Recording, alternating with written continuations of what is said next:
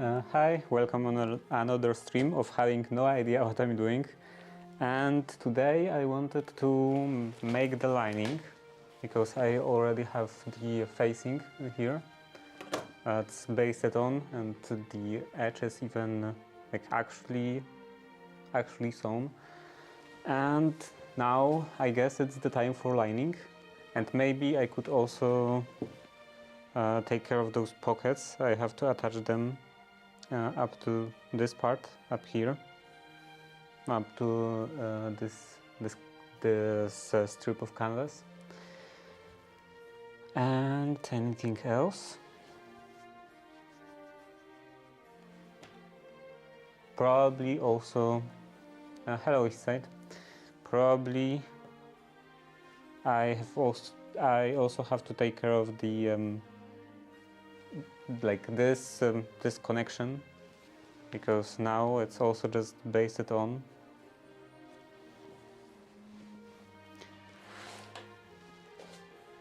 So yeah, let's start working on that. How things? Yeah, things are fine. I didn't do much progress of anything today, I think. Probably yesterday I went to sleep too late, a bit too late, like I don't know, 4 AM or something. So I slept a bit longer today, and also I got some stuff. So I bought small diagonal cutters as another EDC item. I don't know why they are called diagonal cutters. Like, what's diagonal about them? I guess this edge in here on the inside is cut on an angle. But that's pretty stupid detail to base the entire name of the entire tool around. But yeah, these are pretty nice. And these are, I think, the smallest diagonal cutters that Knipex is producing. I didn't find any smaller. These are 11 centimeters. So just a centimeter longer, should be centimeter longer than those those pliers. And yeah, I think roughly. So this is another item I'm gonna be carrying around in the morning coat. And also another thing that I bought is a knife. And I don't think I'm actually gonna be carrying a knife, because I don't see that much utility in a knife like that, and it's quite heavy. So I don't think its utility justifies the size. What kind of a knife? I think these are called rescue knives. It has this window breaking point in here, and also this part in here, which is supposedly for cutting seat belts. And it also has a small serrated part of the blade in here. So I am probably gonna keep it because it's fine, but I don't think I'm gonna be carrying it. I think it would be weighing down my my morning coat too much. Maybe seatbelt cutters are good to have in cars. Yeah, maybe I could carry it around in an overcoat, but I don't think I'm gonna be just constantly carrying a knife like that on me. Because, as I said, I don't see that much utility in something like that. For opening stuff like letters and packages and other things like that, I already have this blade in here. And for sewing through bigger stuff, I have this wire saw. It's much more compact and also much lighter, so I can use that to cut through some sticks or something like that. And like a full-size knife like that could be useful in some situations, but I don't think these are like very common situations. So it's probably gonna just stay in my drawer most of the time.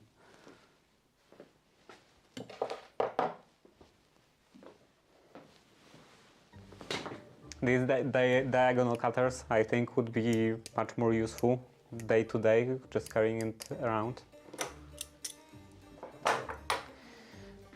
But yeah, I was supposed to take care of that. And also, now I can remove the collar. I will have to adjust it, but that's later.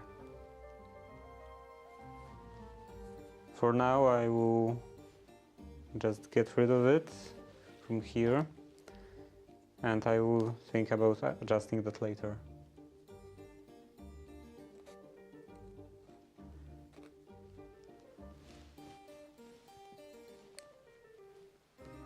Garrot?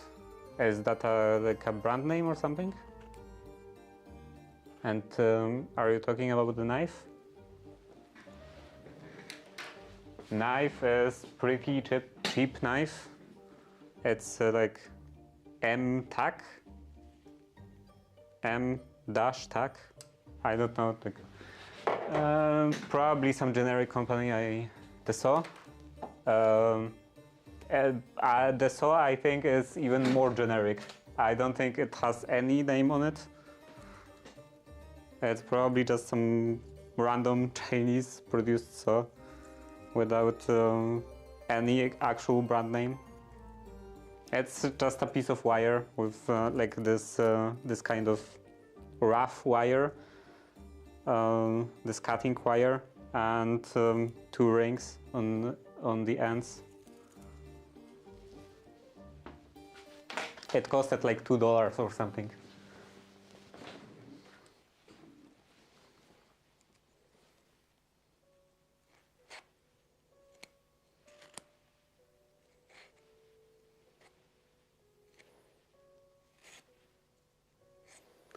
But it does work. I was testing it, and it does in fact cut.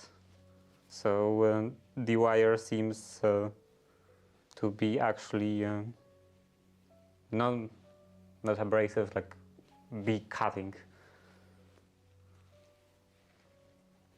The surface seems usable for cutting, for sewing.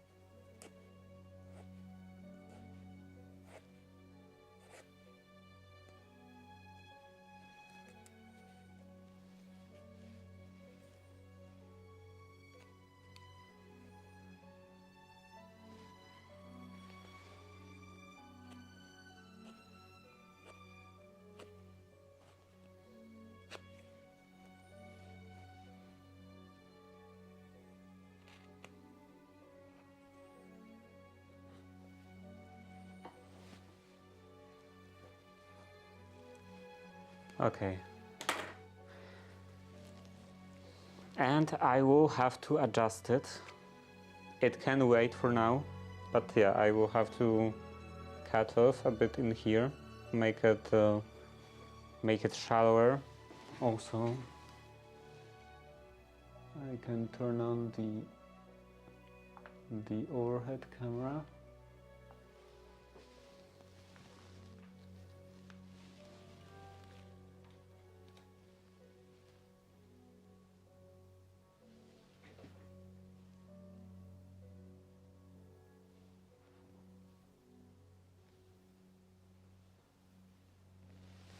doesn't want to connect.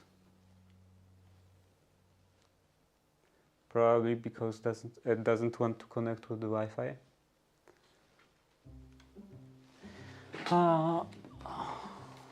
Yeah, I have this problem with a router in here that sometimes, or even often, 2, 1, 1.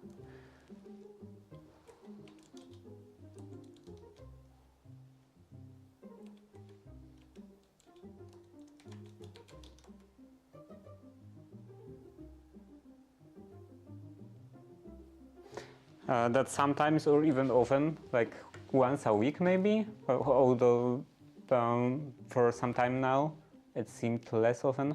Like once in a while it just stops working. Maybe I think it's because it's not directly connected to the internet, because I'm not using it as a router, I'm using it just as a cheap access point. And it's just connected, it just has one connection to my LAN network, and every so often it just stops working. So like it is technically working, but it stops accepting new connections or something. And not for every device. I think it has to do something with like level of sophistication of verifying the Wi-Fi. I don't know. Maybe the I thought that maybe date or time in general becomes desynchronized with the actual time, and maybe the device is checking that, and the device then sees the incorrect time and so on, so it can't connect properly. I don't know, just wild guess.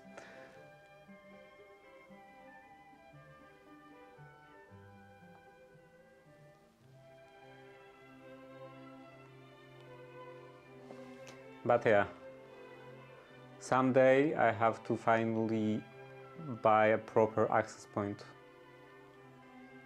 not just use this cheap router. Okay, now it works.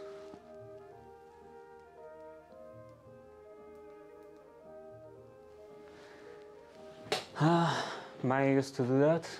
I had to reset it a lot, keep it from being an issue. Yeah, for me the problem gets solved either if I like connect, if I like reset it, even just disconnect power, connect it again, or a way to do it remotely, kind of remotely, is to just go to the admin panel. So type the IP address of that router or that access point into the browser, and wait a bit before it connects to the panel, because yeah, when it has that problem, when it doesn't want to connect to new devices, there is also a problem that it doesn't really want to load this control panel. So normally it takes like 1 second or 2 seconds to load, and if there is this problem, it takes like 10 seconds. But after those 10 seconds, I don't know, something happens, and after it's done loading, then it suddenly works. I don't know, maybe it's like refreshing stuff when it gets this connection.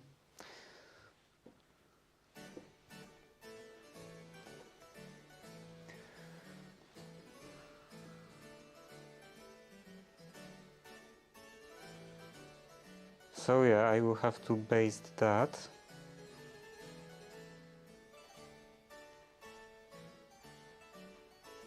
And also that. And this. Okay, this all of that in here is a bit messed up.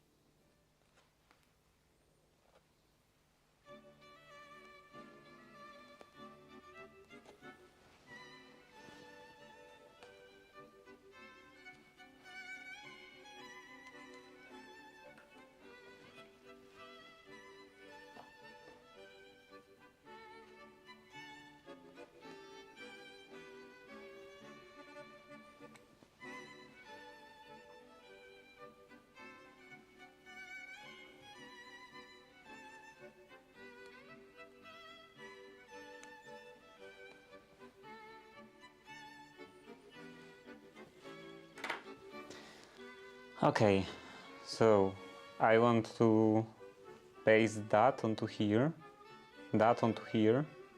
and then attach this to this piece of canvas.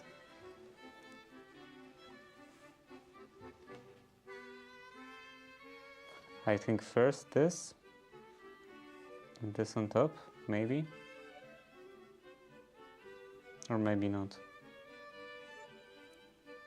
Yeah, I will just spread it across like that and attach this to this edge.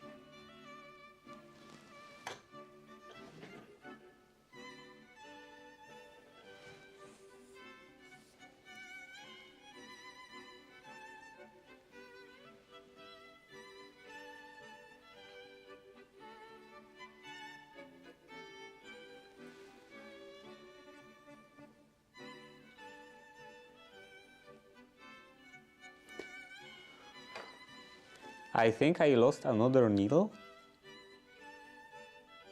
I have no idea what's happening to them. I definitely now had at least 2 needles. And there is only one in here.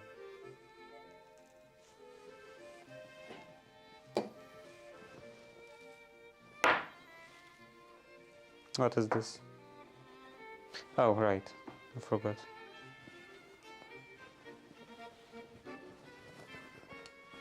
Where is my screwdriver? But yeah, needle. I think it's just gone.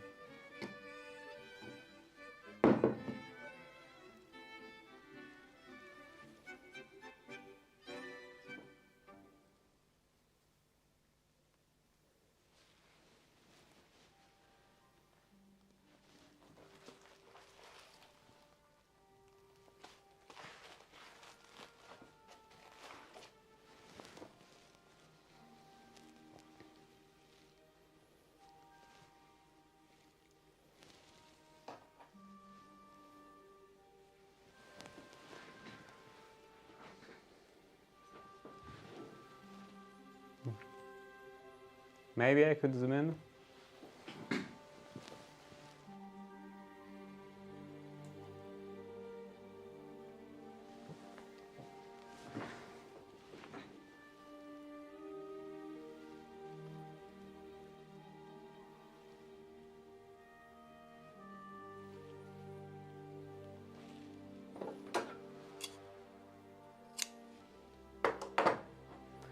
And there is another.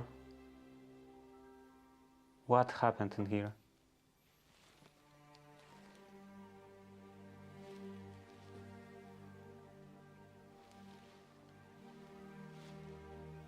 It's the handle of that is rusted. Like it was rusted in the beginning, in the first place, but now it's more rusted. Did that area got wet or something? Because yeah, I'm touching those shears, and and my hands get orange.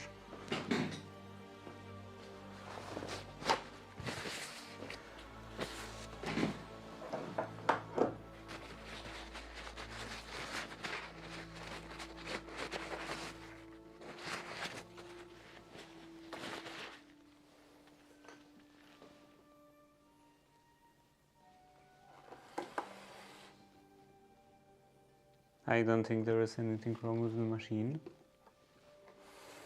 Yeah, so is it only the shears? This is also fine. I think it's only the shears. I should take care of that.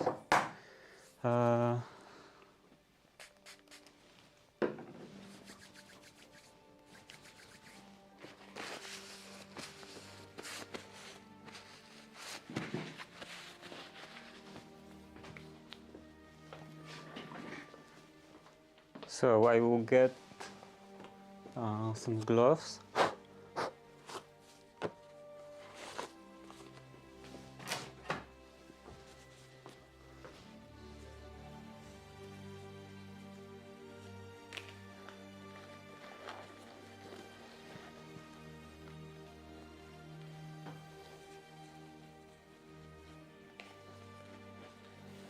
some gloves, some oil,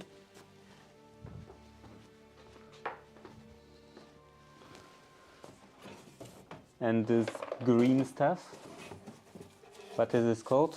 Scotch-Brite or something like that.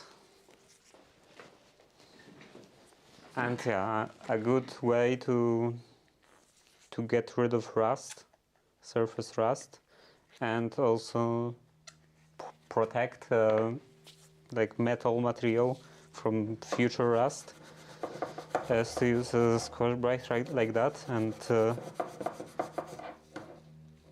and work with the oil, rub it with oil, machine oil.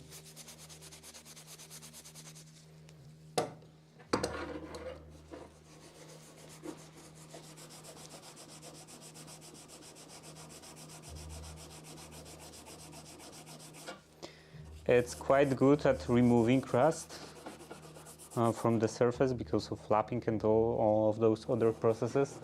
And also, when you are using oil for that, then this oil gets into all the pores and other like very small microscopic holes, and it protects the tool better.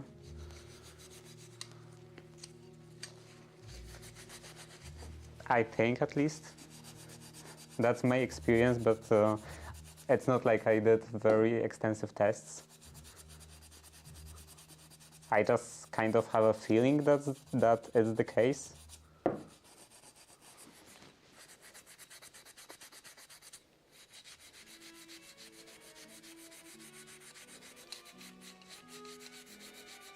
To be sure, I would have to probably like have couple I don't know, couple pieces of metal, nails even maybe, and then have them rusted and like apply different cleaning methods to them.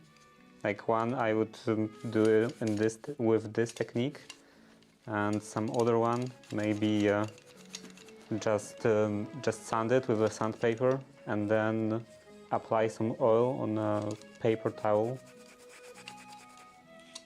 And my expectation is that with applying the oil later with a paper towel, it would get only on the like most outer surface.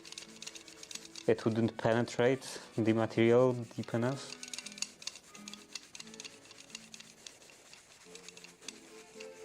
But I'm not sure. This method seems to be working well, so I'm just using it. Don't know if it's the best method. I never noticed that, never went too close on that, but I think those shears are made from two different materials, and they are connected at this this pivot point. They are welded together.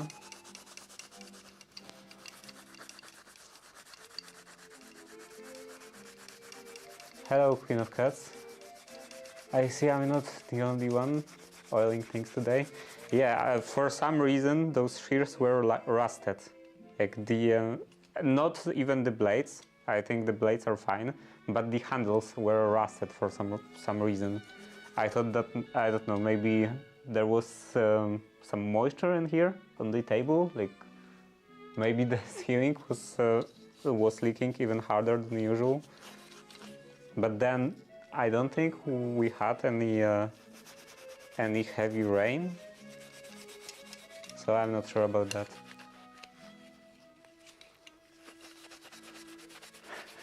Oiling the cats.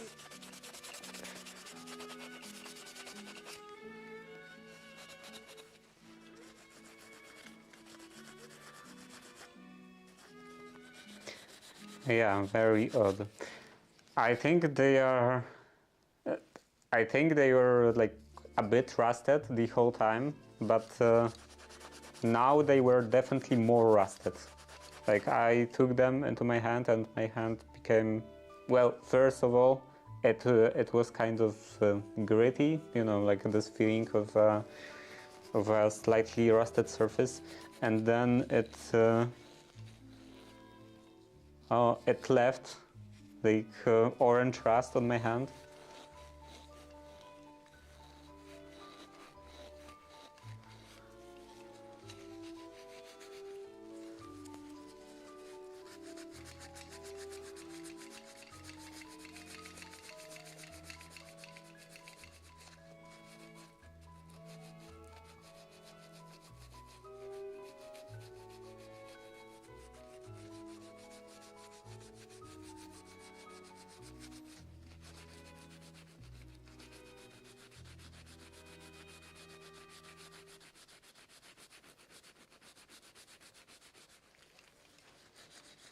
Are the handles made from different metal? Yeah, it seems like they are. Like, I never noticed that. I never looked too close, but it looks like there is some connection in here. Like the handles are welded onto the main blade material, main blade metal.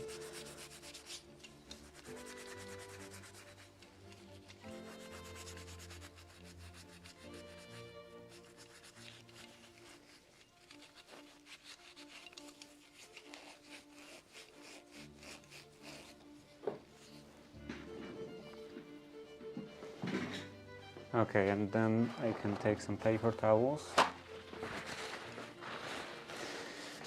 and clean that.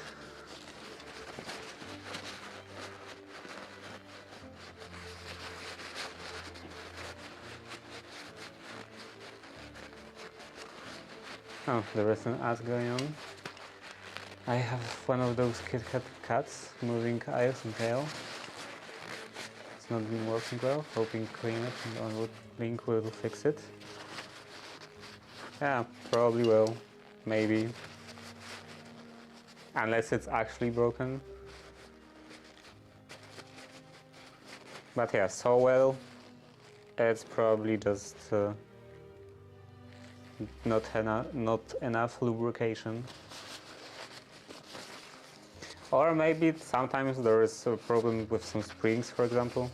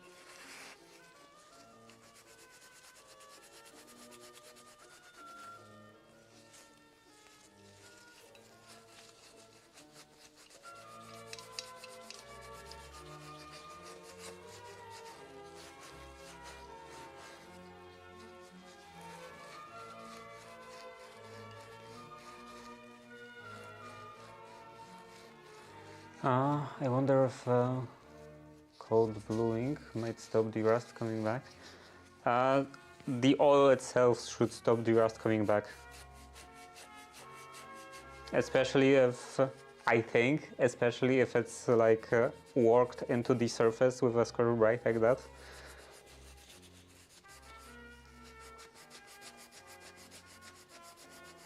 Because I think it's working for my brace, for example. I did it in that manner and it doesn't seem to have any problems with rust. Also some other tools, some different very metal tools. Because yeah, if it's heavily oiled like that, not just like you not just spreading the oil over the surface, If it's like the oil is heavily worked into all the pores and stuff, then you can actually wipe it practically clean, that it doesn't really leave any residue on your hands when you touch it, and it should be still protected from the rust.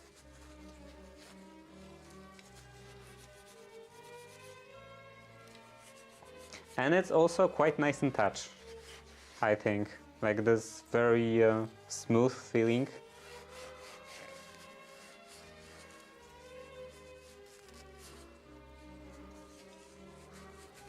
I quite like touching tools that I did it on.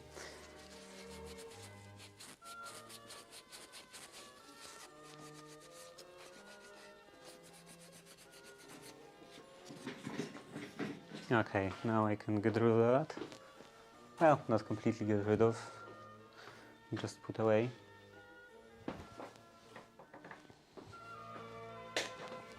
Okay, and now I can clean this. It will take a couple goes, couple pieces of paper towel.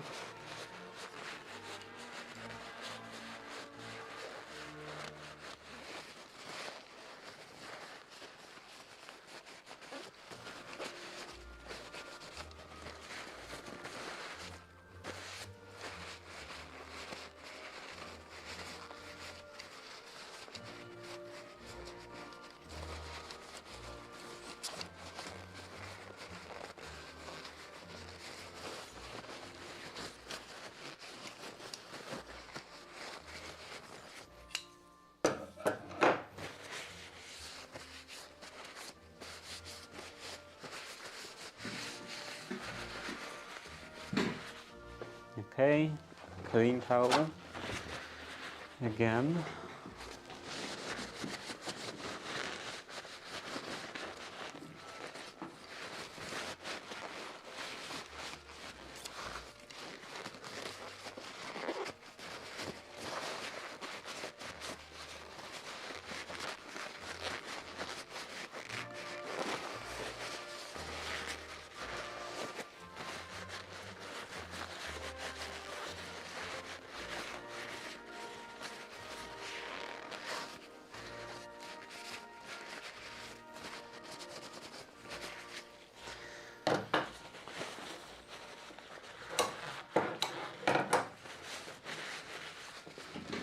Okay, this should be enough.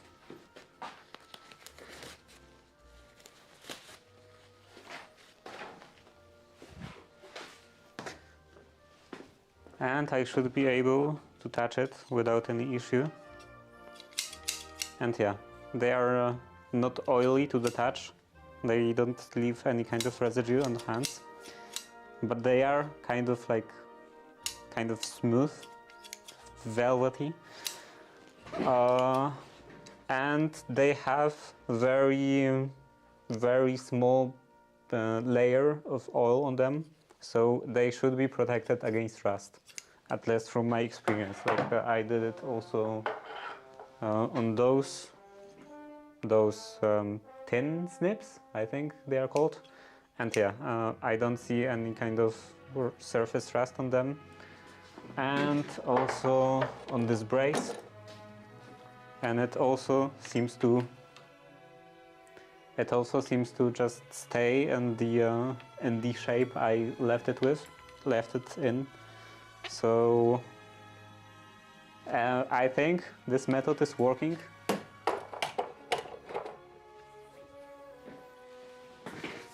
But yeah, my hands are still slightly orange.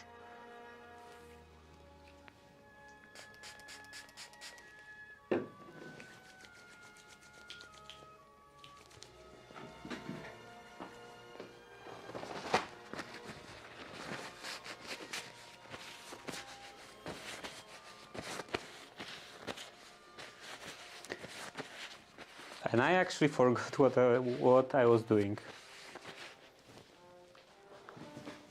I think I wanted to cut this. To do what? Cut the end.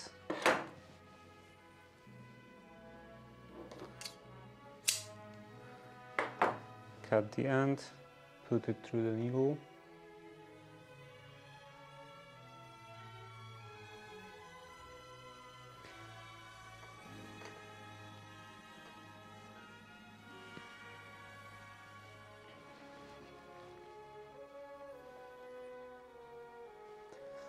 And there is another thing that's not really a sewing, and definitely not sewing morning coat, that I would like to do. Probably not today, but in the near future, because I was saying that I have to replace the end on my walking stick, because like it's quite worn. It's even more worn than it was. It was the last time I was showing it.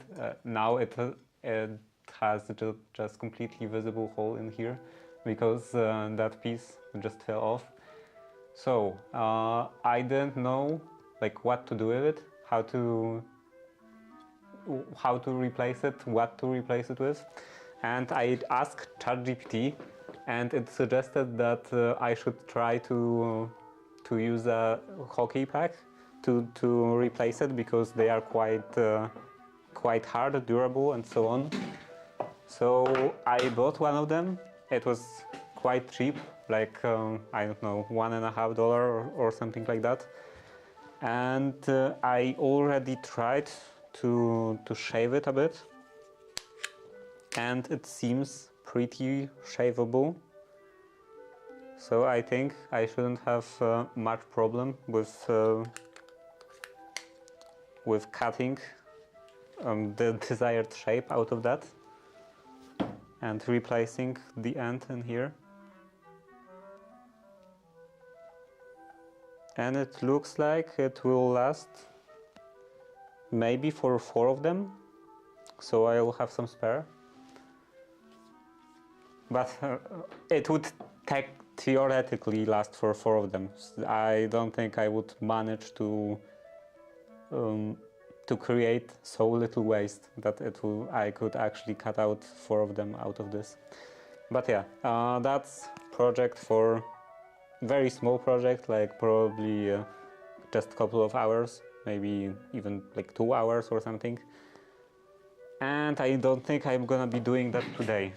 Maybe tomorrow I will think about this. But for now I want to take care of that.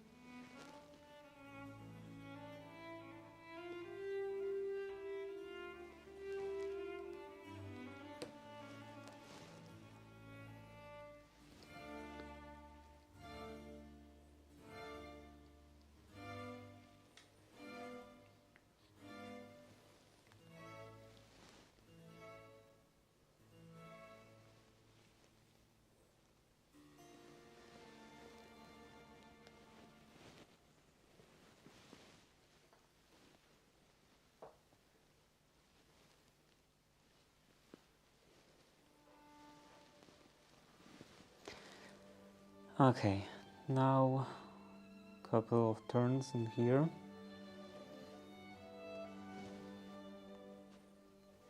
And I think maybe I will fill that on the edges also.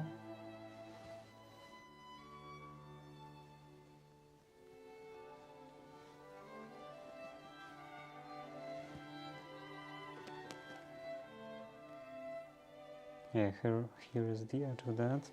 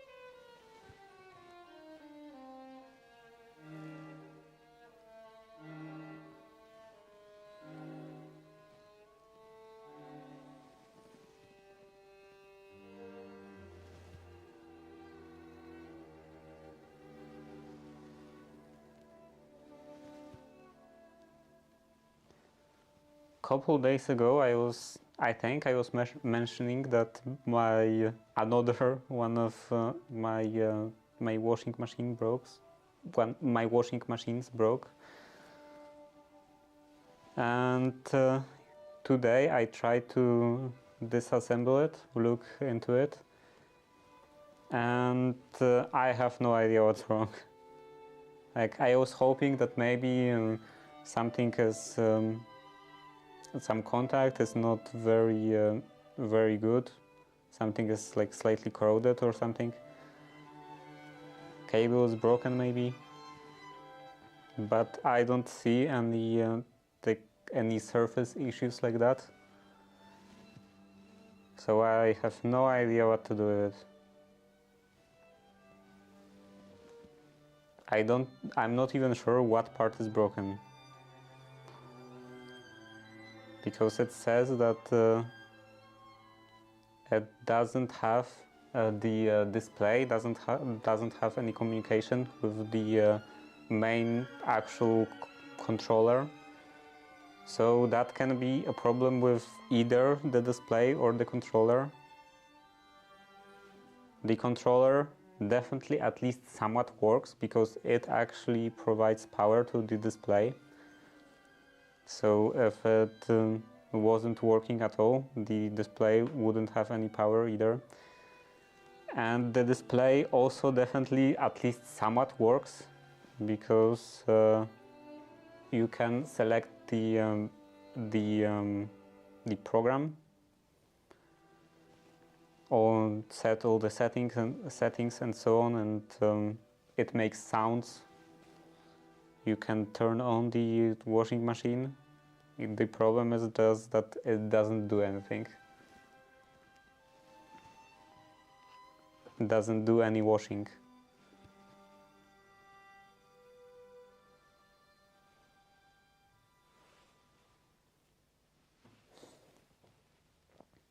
Maybe I should fill that on. Oh, I will just leave it as it is. Is it nice and straight in here? Yeah, seems to be. So now I can take care of that piece.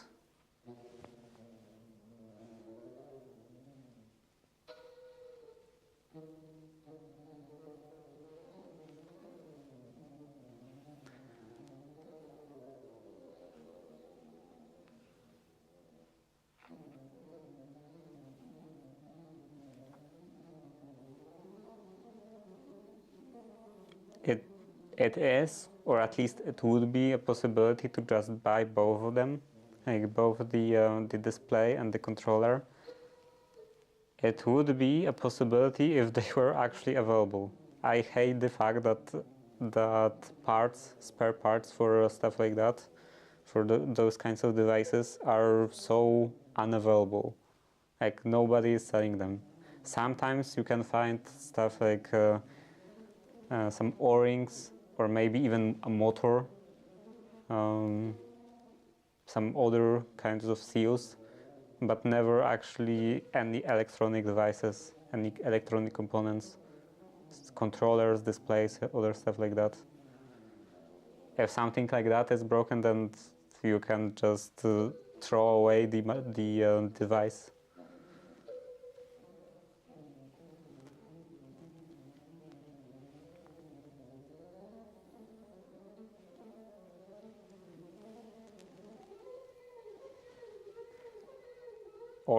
Or just spend like hours or even months or on websites like eBay in hopes that maybe someone has the same model washing machine that's broken, and they are selling it for parts, and it's broken because of some different issue. So the part that you want is still working.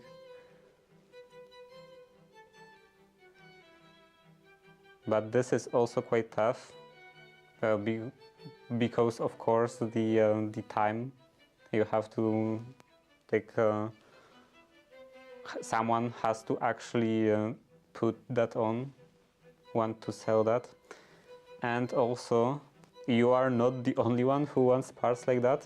So if someone, at least like in here in Poland, if someone is selling those kinds of components, like the main controller, they are getting sold within like an hour. So you'd have to just constantly sit on those kinds of auctions.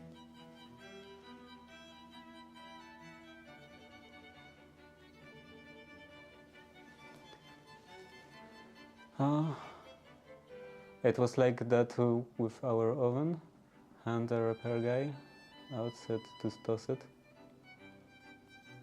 Yeah.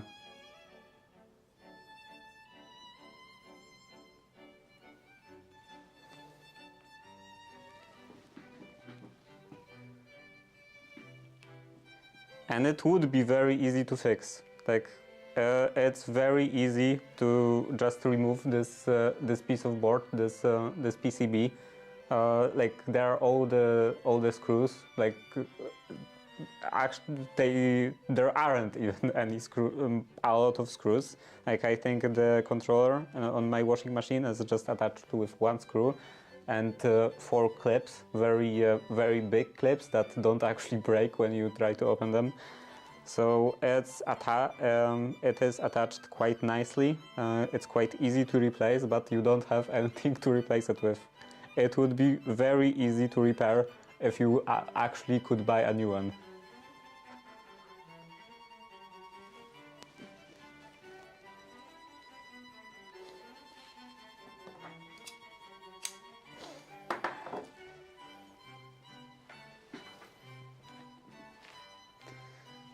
But the problem with repairing stuff most of the time is not actually doing the work, but looking for the parts. Because nobody is selling the parts. Nobody is producing the parts. Or I guess the manufacturer is producing the parts, but they don't want to sell it to anyone. They just want to keep them for themselves. For the production needs.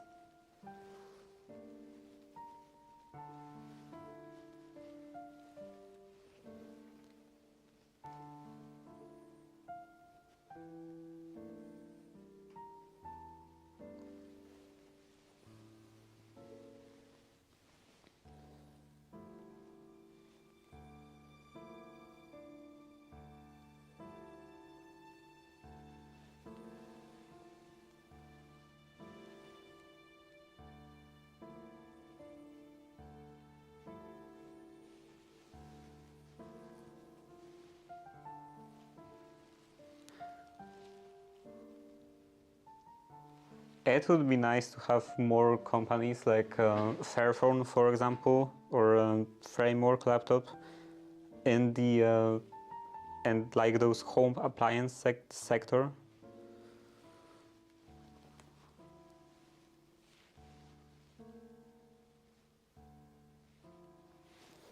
Because I don't know if there are even any kind of repairable brands.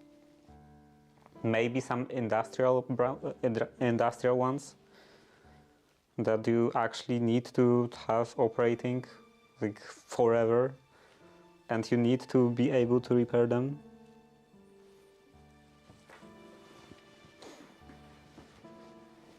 Like this German brand, I think, Miele. I'm not that familiar with it, but I heard that it is pretty durable and so on. So I think it is also repairable, that you can actually, I hope that it would be nice, not really, I don't know if I hope, because I'm probably not gonna get it. Or maybe, like, if there was some used one and in a nice condition, nice price, then maybe. So yeah, in that case, I would hope that they are selling the spare parts for them. And by spare parts, I mean plural parts, not just one part, because like you can so often find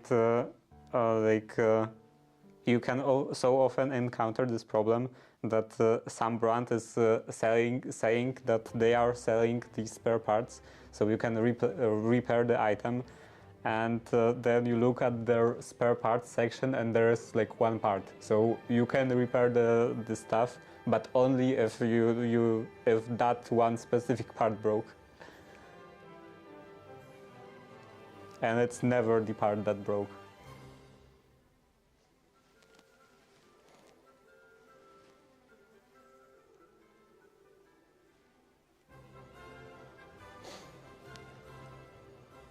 They have parts for everything they make.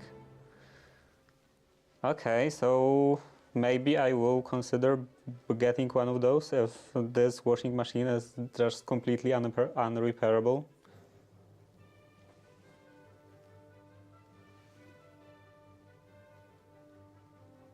Getting a used one. I did actually look briefly on some auctions, and it seems that like people are selling those, selling used ones from like some businesses. I think some more, I think more industrial oriented models, and also at least from what I could see, lots of them don't have like any labels in Polish. They are all German, because I think they are used washing machines imported from Germany.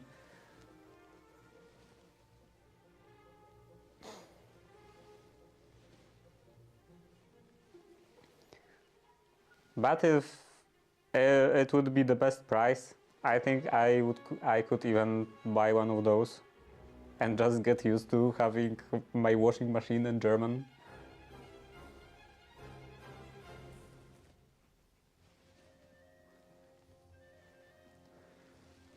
They make everything in the EU. Yeah, that's nice, I guess. Like for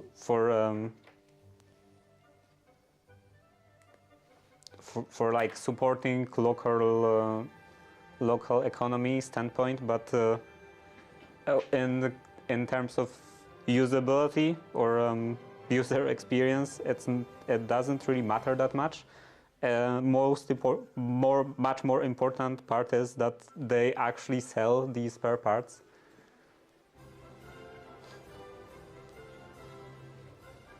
Because like if they sell spare parts, then I wouldn't care if they are making them in EU or in China or in whatever wherever else, as I just want to buy them and not hunt for used ones, hoping that someone is actually selling used one.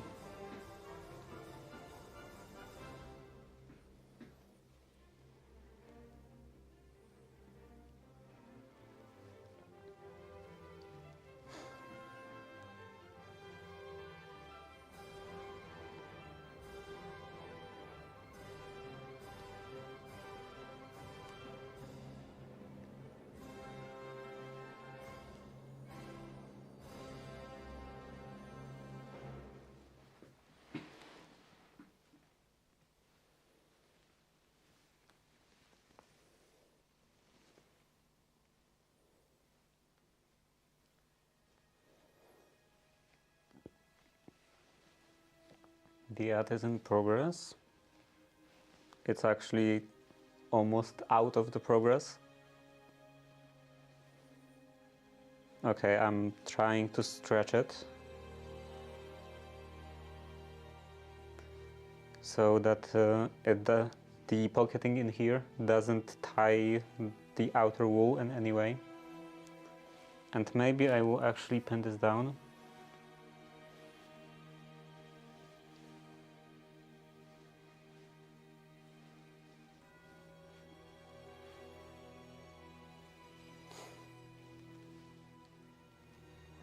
I've been watching this anime series. Like, I think I'm on episode 5 maybe. I started yesterday. And it's about it's about a word. Not everything is explained very good yet. I think like the viewer doesn't completely understand the world at this point yet. Not everything is described properly, but from what I understand, it's like it's this world where people just produced so much trash that they built some kind of, I don't know, flying city or flying kind of society, and they live in this like flying island, and they dump all of their trash onto the ground, and they are so wasteful. They are like I think the first scene and the first episode is like some girl has a plush toy, and it's ripped on one of the seams, and her mother is like, "Oh, it's broken. Let's just throw it away because trying to fix it will make it look worse. It won't be looking as good." So they are just throwing away everything without any attempt to fix anything. And then they are prosecuting people who want to go through their trash and like take something for themselves, try to fix stuff, and it feels so real. Like it is supposed to be a dystopian reality, but it doesn't feel so dystopian. It feels like current. It feels like our actual world.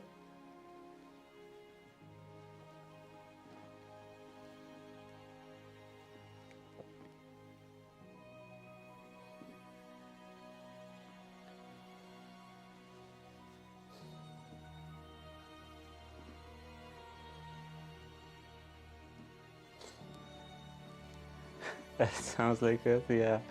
I remember I was watching couple of days ago, maybe weeks ago, I was watching this YouTube video talking about the reality of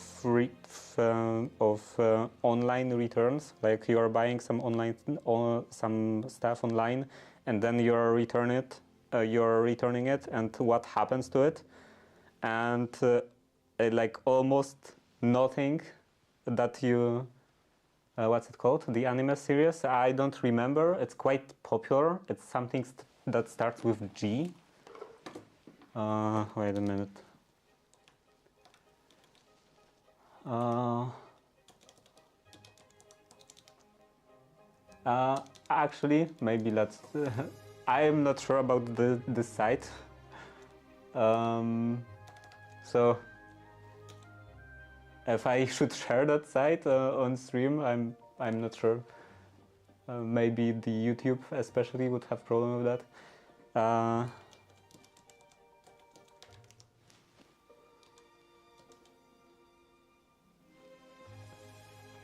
It's this thing. Where are some.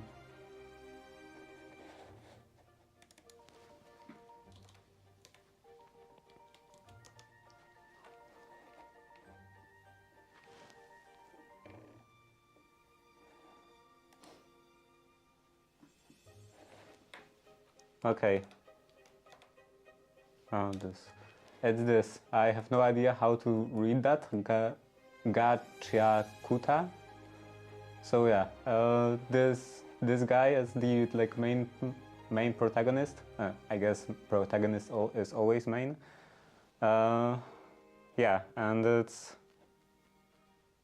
he is the one that goes through that was going through the through trash of those high society people, and eventually he got like prosecuted for that, and also for like he was kind of framed for killing someone, and yeah, he was also thrown away with all the trash, so he was also sent to the ground, and now he's fighting with some like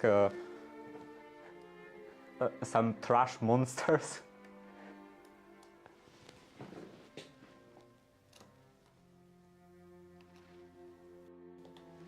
Because there is this kind of idea that like if you care for some item, like you take good care of it, and so on, it eventually gains a soul. It's actual kind of belief, I like IRL, and in this world it's actually real. Like items are actually gaining souls.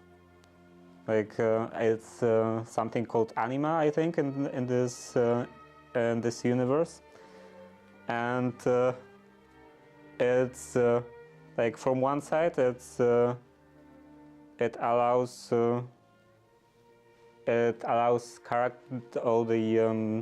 all the characters to make like pretty cool stuff, like some magic adjacent stuff with their treasured items, and also it creates trash monsters, like from out of all the trash that this dystopian society is throwing away to the ground.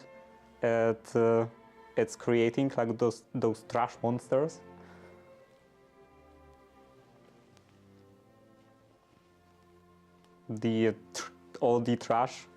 All the trash piles become animated and turn into some animal-looking monsters.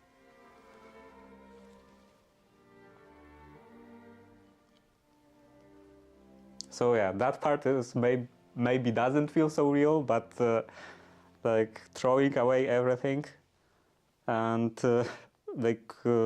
going after people who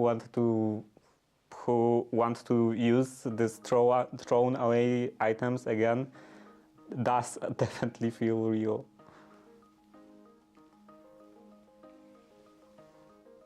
Feels at home.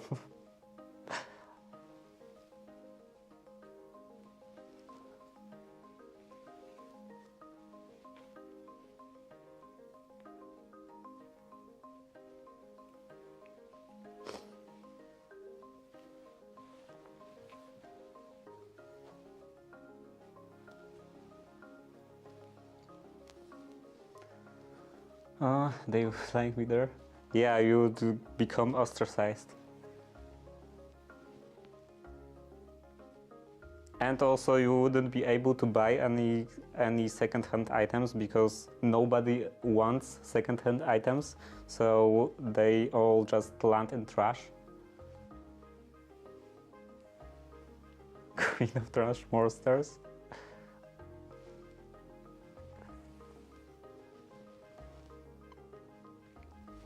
Well, the problem with those trash monsters is that they don't really like people, so they are just killing everyone they stumble upon.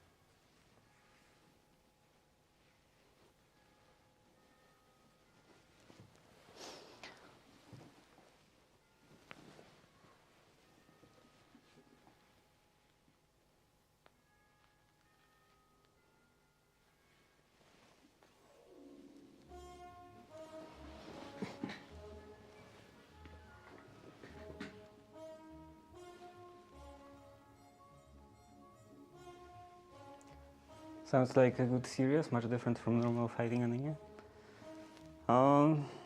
Yeah, I don't know if fighting anime is normal. Like, there are a lot of different, completely different styles of anime.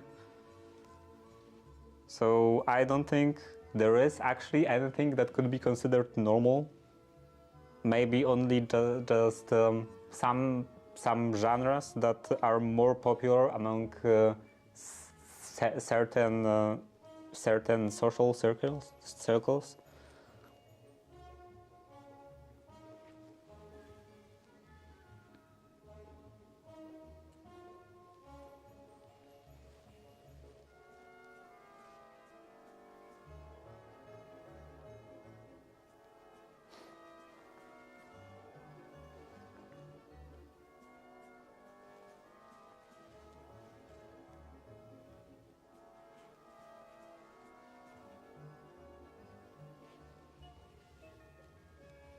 Or popular.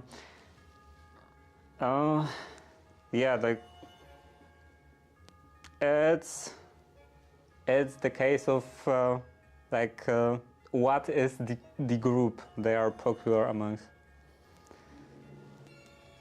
Because if you look at like different rankings, different lists of anime that people are recommending, they often are not really any kind of fighting. Dragon Ball, Sailor Moon. Yeah, I think that out of this kind of very fighting-oriented anime is very popular among very young boys. So among them, it could be seen as like the default kind of anime, but I don't think it's the default kind of anime. It's just one of the genres.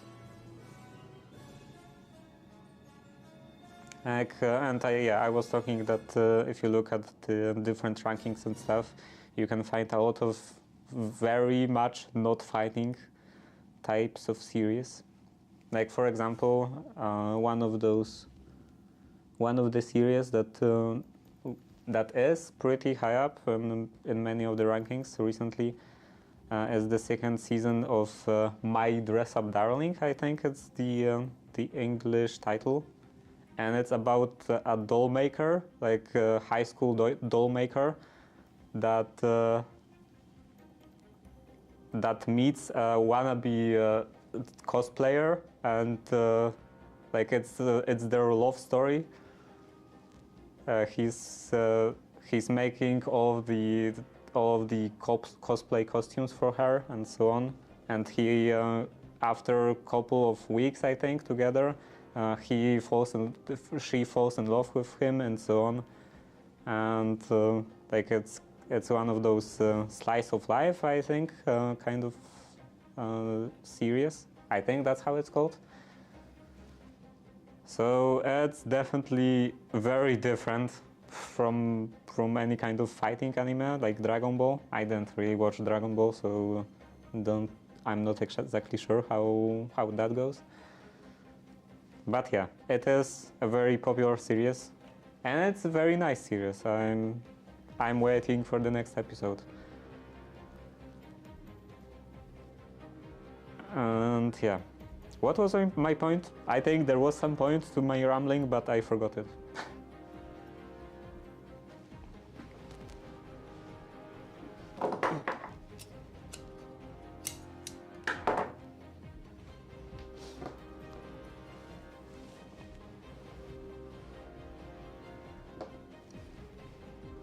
It happens so often that I just start talking about something, wanting to get to some point, and I'm rambling so much that I forget what I actually wanted to say, what was my original point, and all of that. So yeah, that's, I think, good, maybe.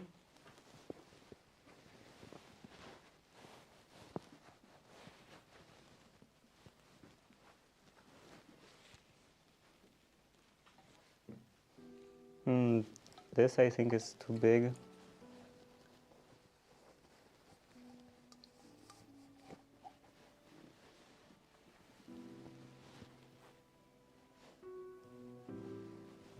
Yeah, I think it's fine. In terms of support, like this piece, this canvas in here supporting the pocket. So this is attached, this is attached. Now I can do that on the other side.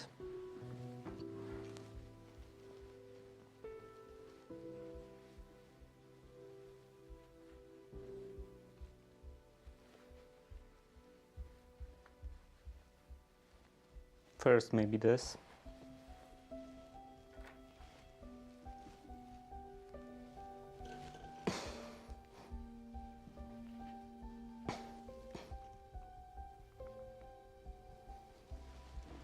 I just picked up DBZ. It's like Dragon Ball Z. I think there was a series like that. I also didn't watch it, so I'm not sure. Season 1 and 2. I love that show.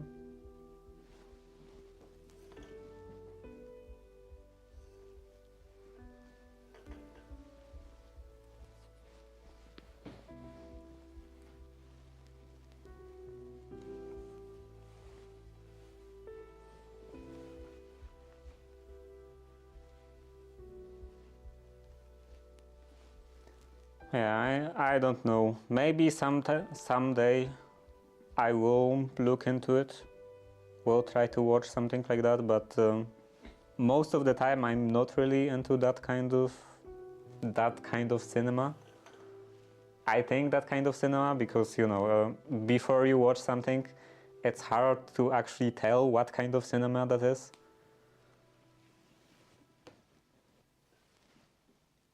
It's hard to tell just from the descriptions and some categories and stuff like that. But I think it's not really something I'm really that much into. What did you think of Sopranos or True Blood? I don't think I watched Sopranos. True Blood. Like it's the series with vampires that came out of the closet and like whole world knows about the existence of vampires and so on.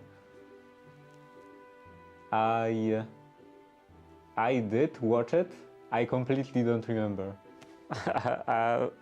I barely remember what was that about.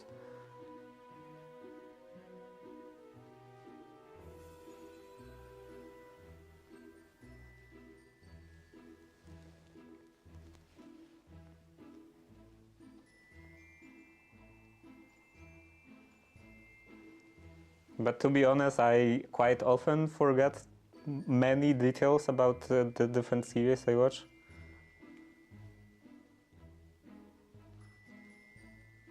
Often I can't even remember the title of the series I'm watching right now. Like I've already forgot this stuff that I was talking about with the trash. What was that? Something something.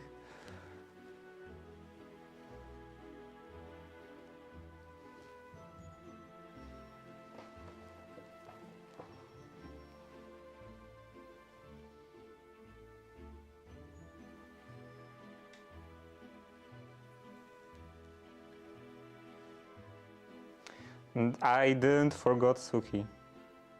And I do remember that there was a character like that. And Vampire Bill. My memory of that series is very cloudy.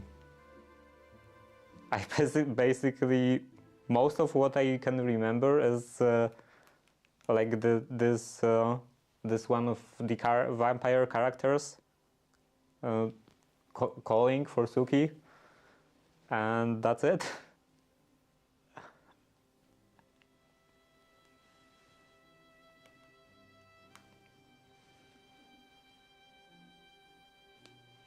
There was some kind of like hierarchy, I think.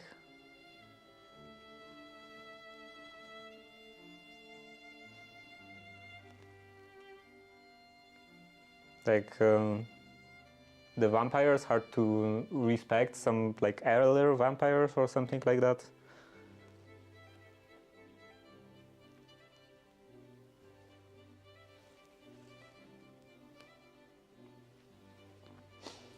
But yeah, from what I can remember, I did like it, but I don't remember what that was about anymore.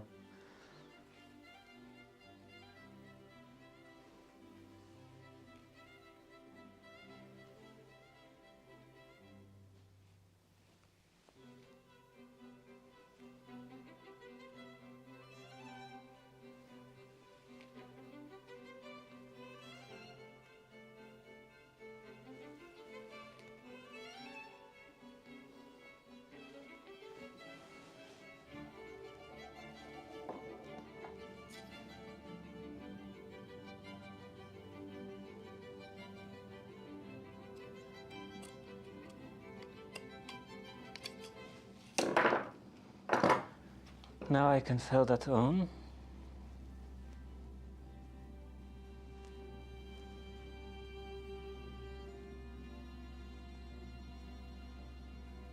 And it is also getting a bit mixed with other vampire series.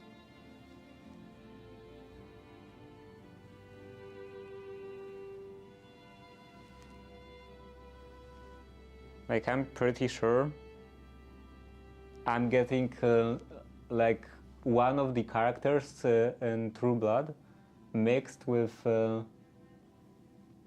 or even more of the characters in True Blood. I'm getting them mixed kind of with the characters, the vampires from originals, I think. I don't even remember the title correctly, I think. I don't remember.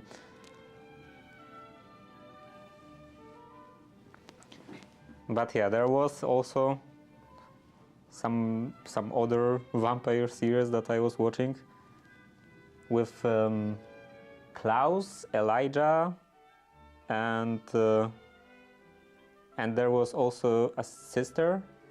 I don't remember how she was called. And they were also like very old vampires and so on. So I think I'm getting like those characters from those two series like, just mixed up in my memories.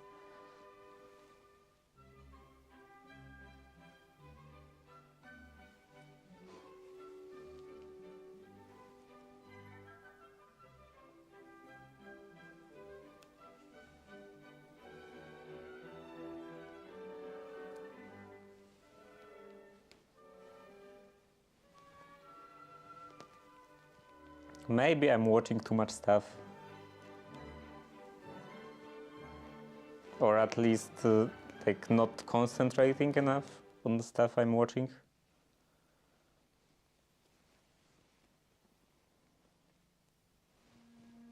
Or maybe not concentrating, but how could you say that? Like thinking about this kind of stuff.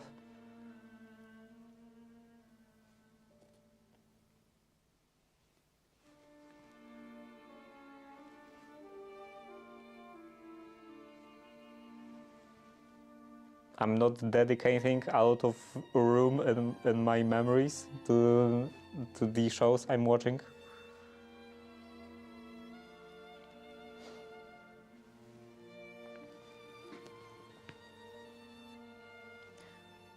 Okay, now I can cut that off.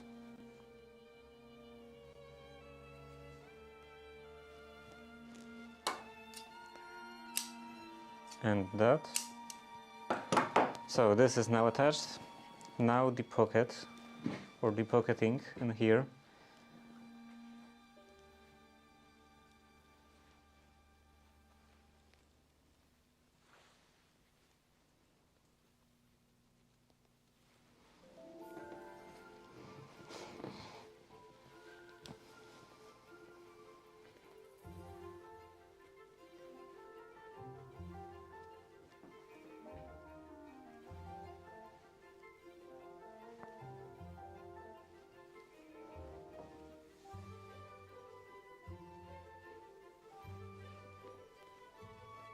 Okay, I'm stretching that a bit again. And let's pin it down.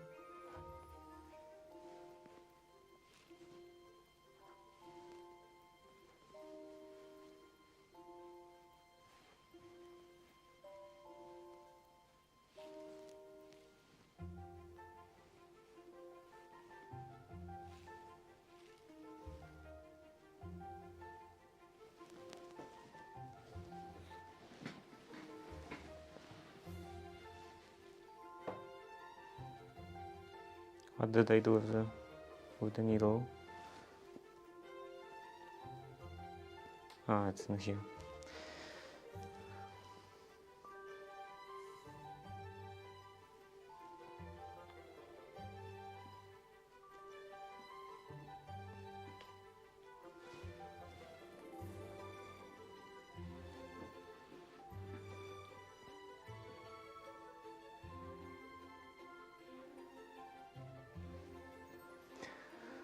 Here I go to work.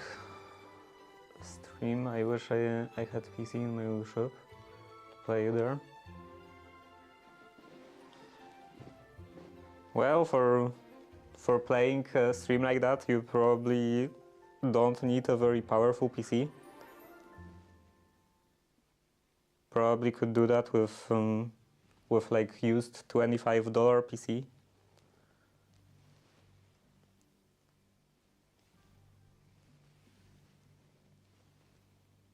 But then you would, I don't know how your situation with the internet, for example, looks like.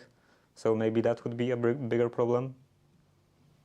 The internet connection and also like mounting of like whatever kind of screen.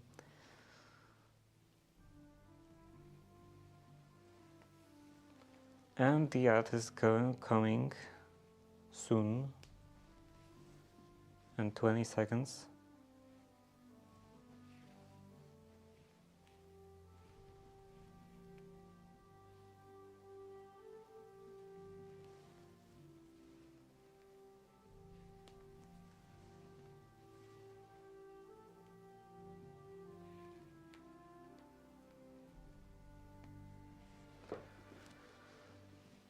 And Wi-Fi, it would be fine. Just need the PC. So yeah, for PC you could probably find something for like $20. Or maybe like up to 50. I'm not sure what what are the prices in different parts of the world.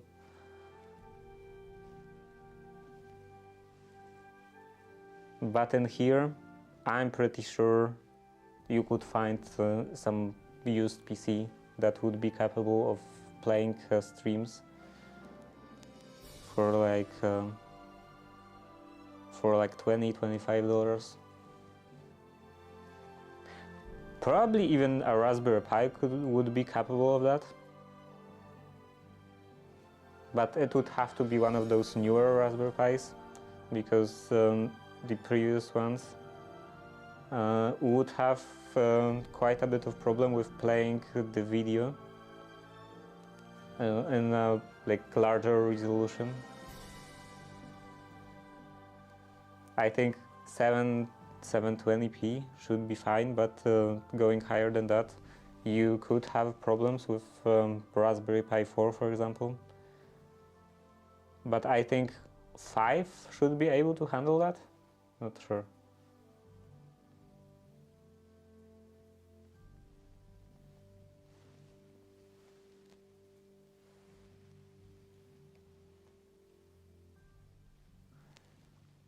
I'd have to pay like 400, 700, I think, if I'm just buying one. What? 400, 700? You're talking, well, the ad is in progress.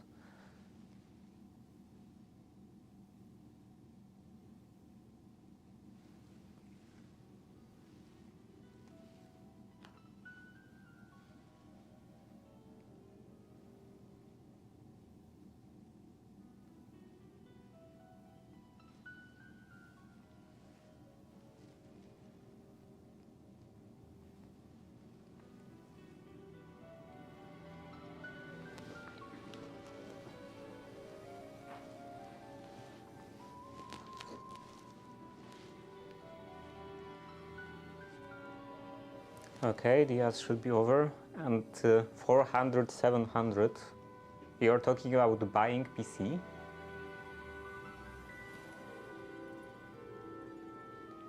$400, $700? You're talking about buying a new PC? Yeah, back now. You're talking about buying, yeah, like cheap one? So new one, not used one. Because like you should be able to just buy a used one, like just for playing streams. You should probably be fine with something that's 10 years old.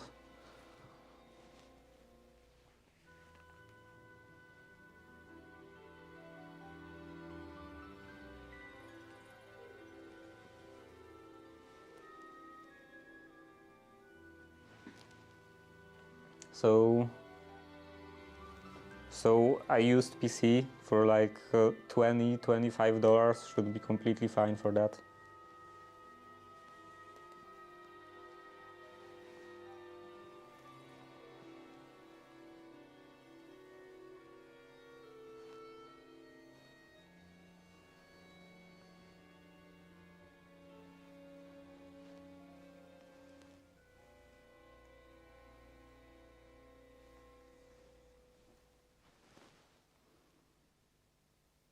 I do have my old PC, maybe that would work. I'll have to check it out. Yeah, before I started streaming, I was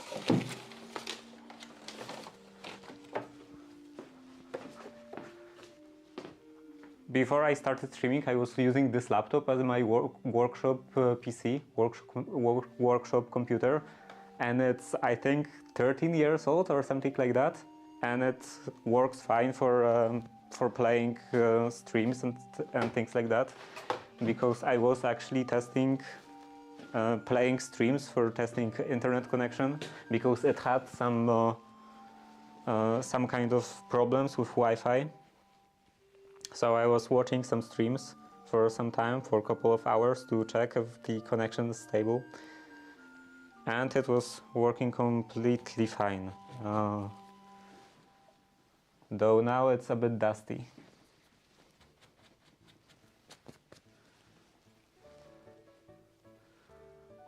So yeah, playing streams doesn't take that much horsepower.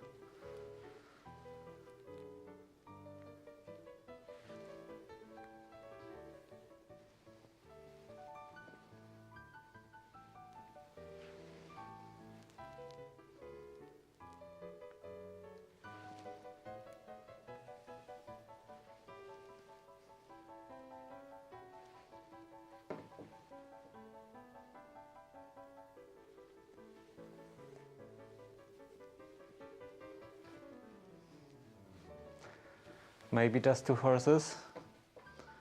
Yeah, probably like half a horse. Like a sheep.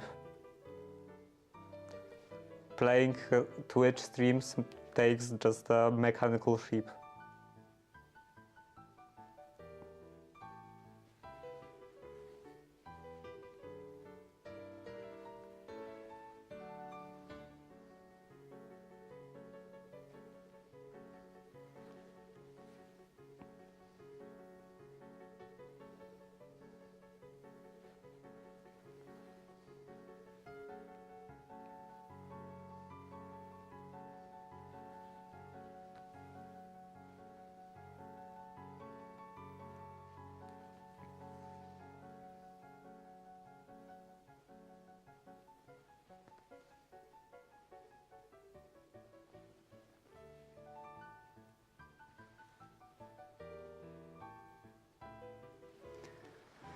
I was born in VT, where the men are men and sheep are nervous.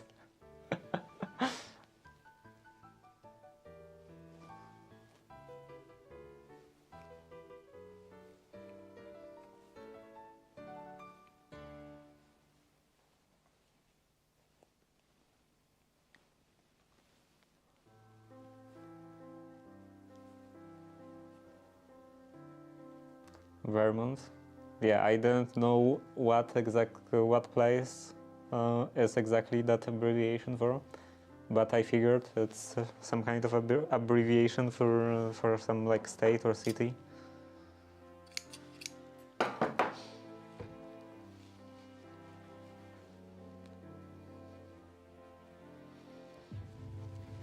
Okay, so that's ready.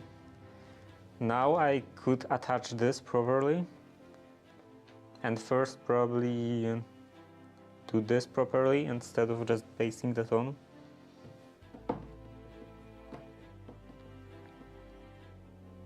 Yeah, first get rid of that basting stitch.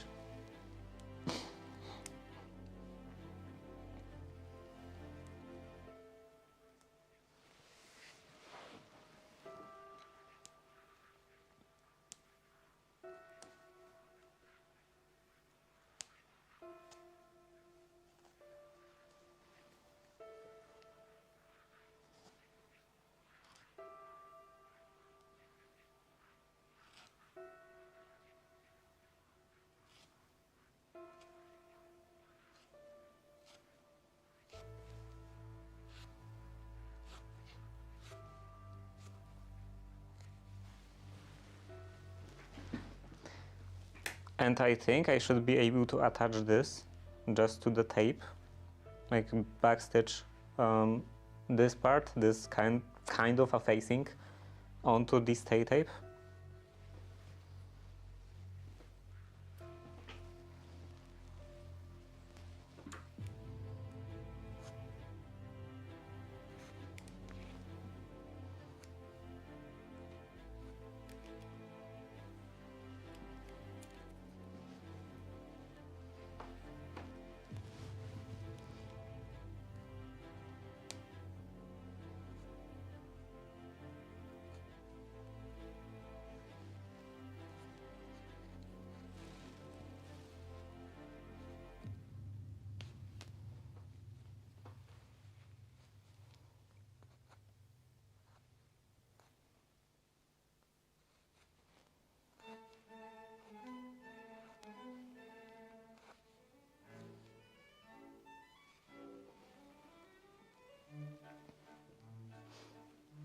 I'm thinking about the fact that I'm not very good at remembering like different TV series I watched.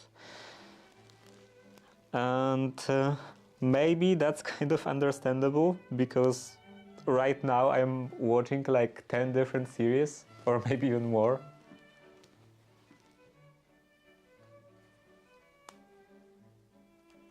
Because I'm looking at the calendar and thinking like, oh, this series is on Friday, this series is on Sunday, and this series is on Monday. So right now there is nothing to watch, so let's look for some new one. And I ended up with I think like 10 different series, maybe even over 10.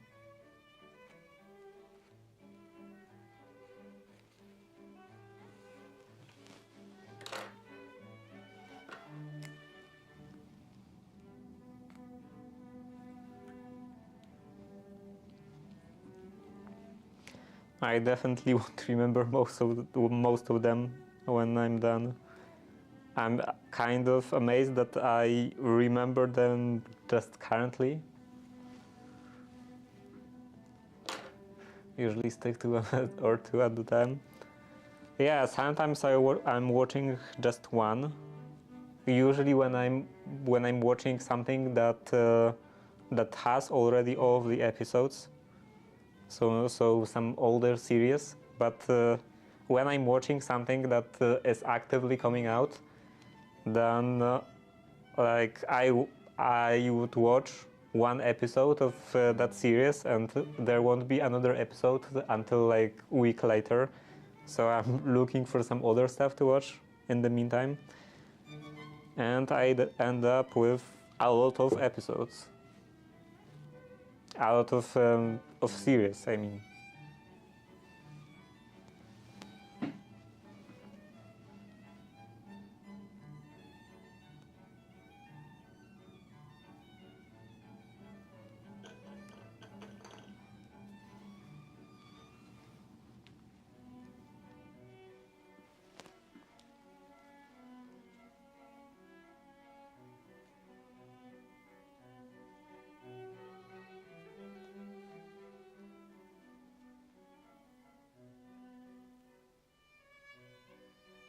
Yeah, it should go like this, I think.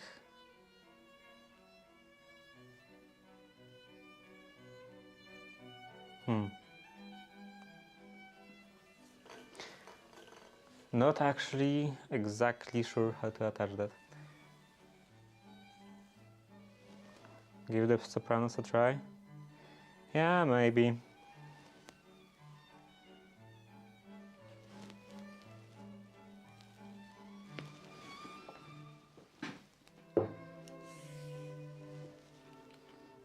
Maybe after I'm done with all of those 10 different series.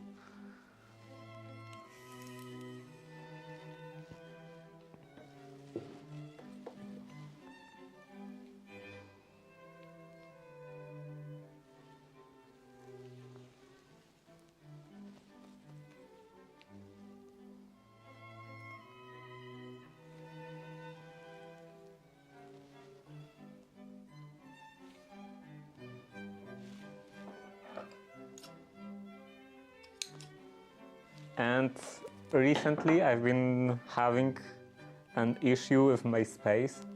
Like I'm running out of space on my NAS. I think I will have to buy another hard drive, or maybe even multiple.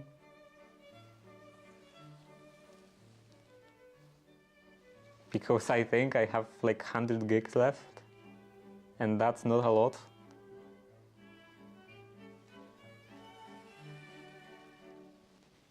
Depending on a type of series, it could last for just one series, maybe. In some cases, not even a full series, because I have some animes that are like 100, 200 gigabytes.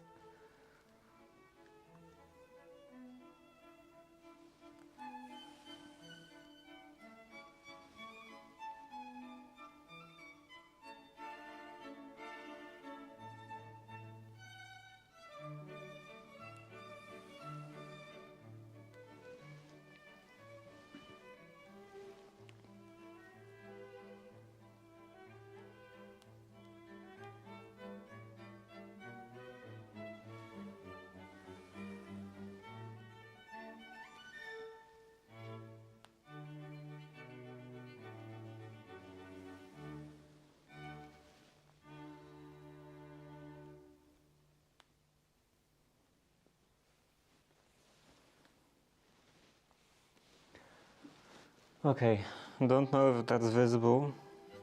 It's definitely not visible, but I'm trying to backstitch that part into just the tape inside.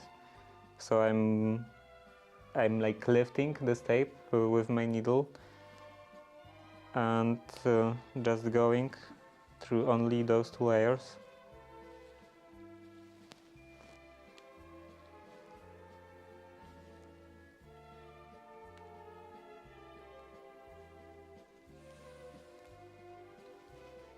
And I'm also trying to roll this edge inside. So it wants to go inside, not not roll outside, because that would be kind of an issue, kind of a big issue.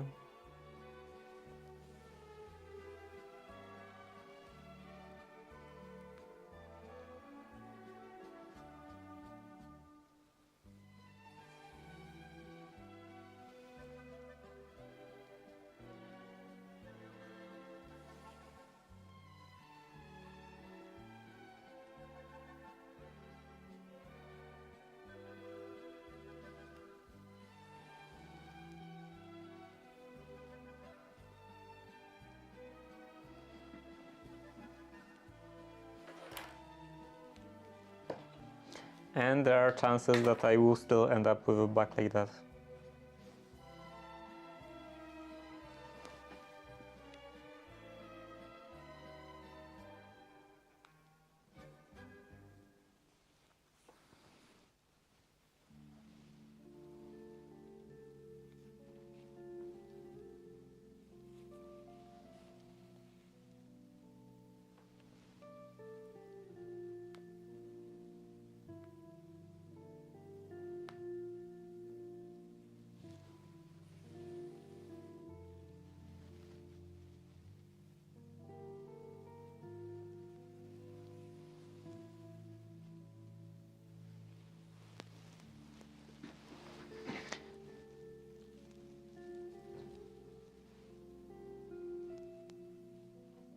Okay, now I will go up and then back down, roll, fold this, and then go to the top.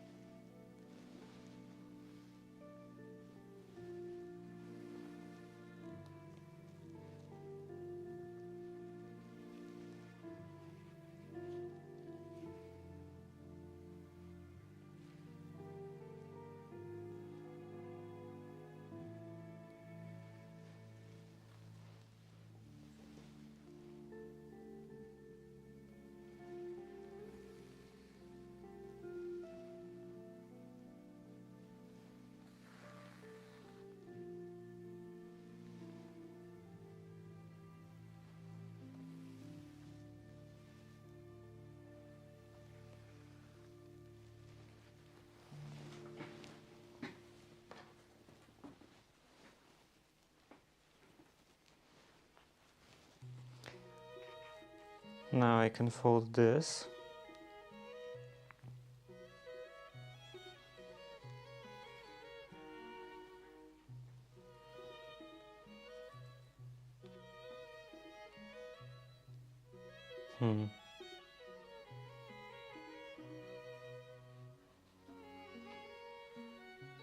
That's too many folds.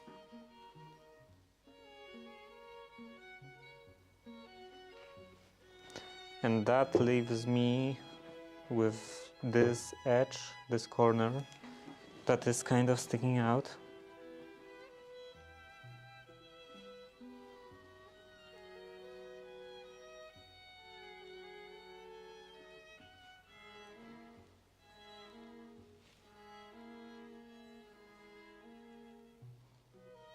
Maybe I would just fill that on.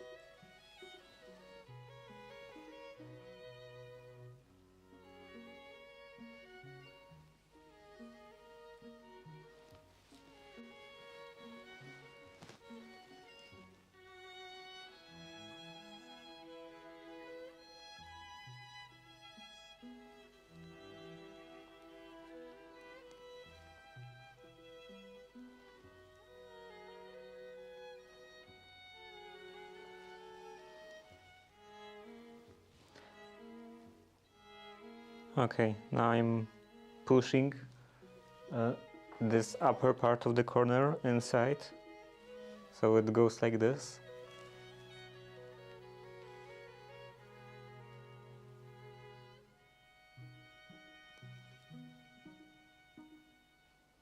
And then I'm filling this on in that position.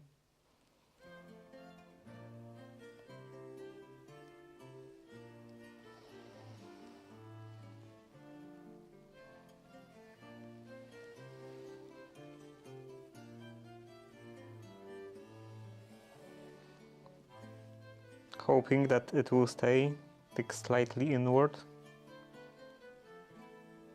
or at least straight.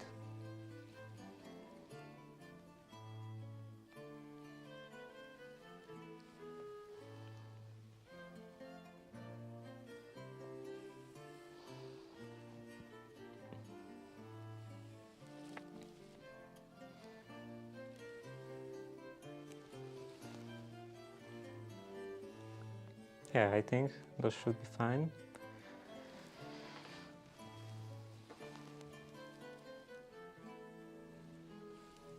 Then go back down.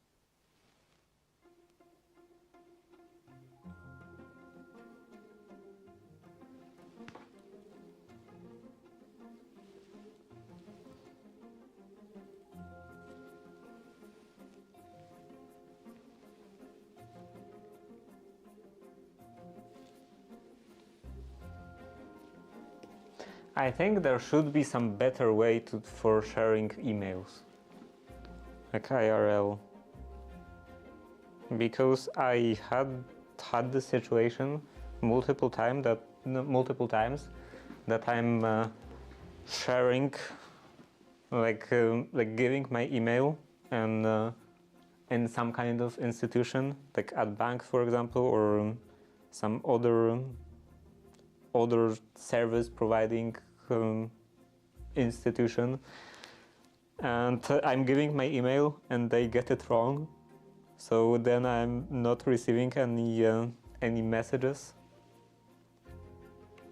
And some, like, with me, it's kind of understandable because I have a lot of those aliases and they are sometimes pretty weird.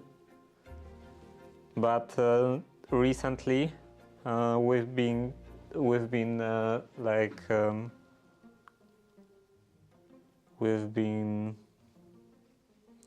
getting a phone plan for my grandma, for my other grandma, not the one I'm usually talking about, not the one that is currently at the hospital with her knee. So yeah, we've been like getting a phone plan for my grandma, and her email address is just her name, surname, and the year of birth, and they still got it wrong. And I was wondering, like, what's going on? Why she is not receiving any bills? Because she should receive bills right about now. And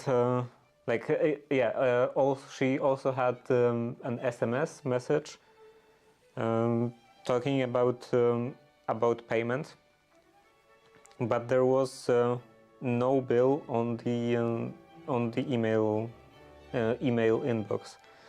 So I was wondering what's going on, and then I thought, like, did they get the email address wrong? And yeah, I logged in into the phone provider account, and it was in fact wrong. Like they got the year wrong.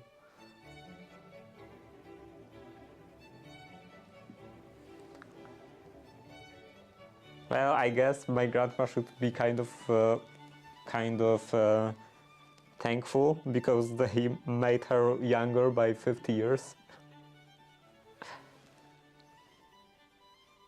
But still, it's kind of annoying that there were no messages.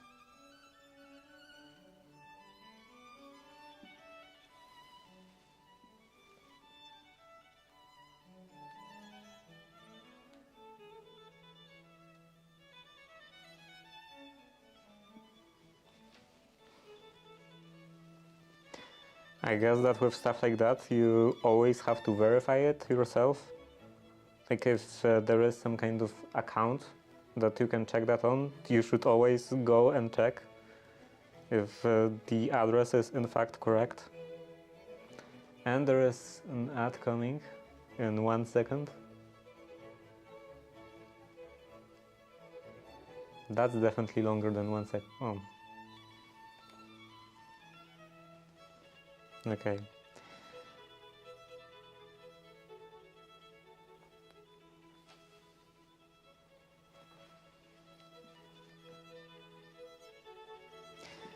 Okay, this is going pretty good.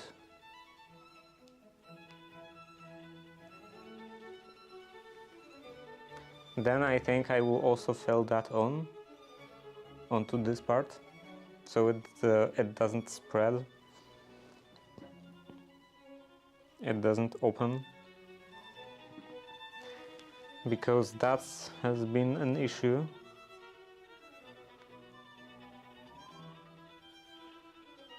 That has been kind of redundant. Anyway.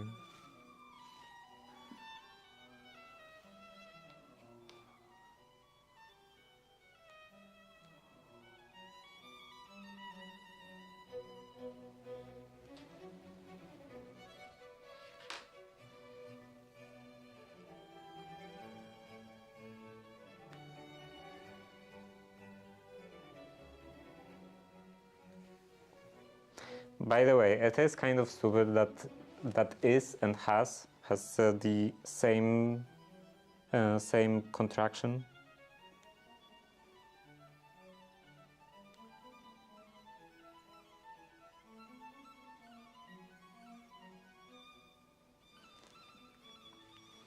I remember that I was confused by it for quite a long time.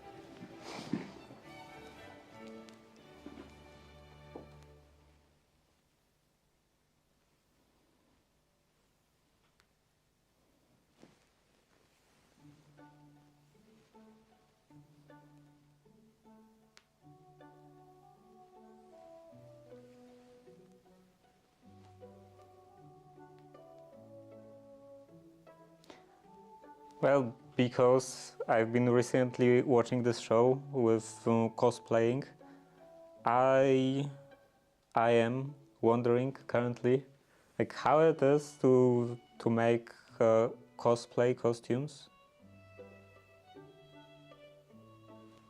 It should be like on one hand it should be easier because you don't have to work to make stuff to the same standard. Like it doesn't really need any lining. The pockets don't have to be functional and so on. But on the other hand, like this kind of stuff is pretty creative, so oftentimes, a lot of the time, I think it's not like you can find some like pre-made patterns or even instructions how to make patterns. You just have to completely figure stuff out. Maybe base something off of some existing patterns and then heavily modify them.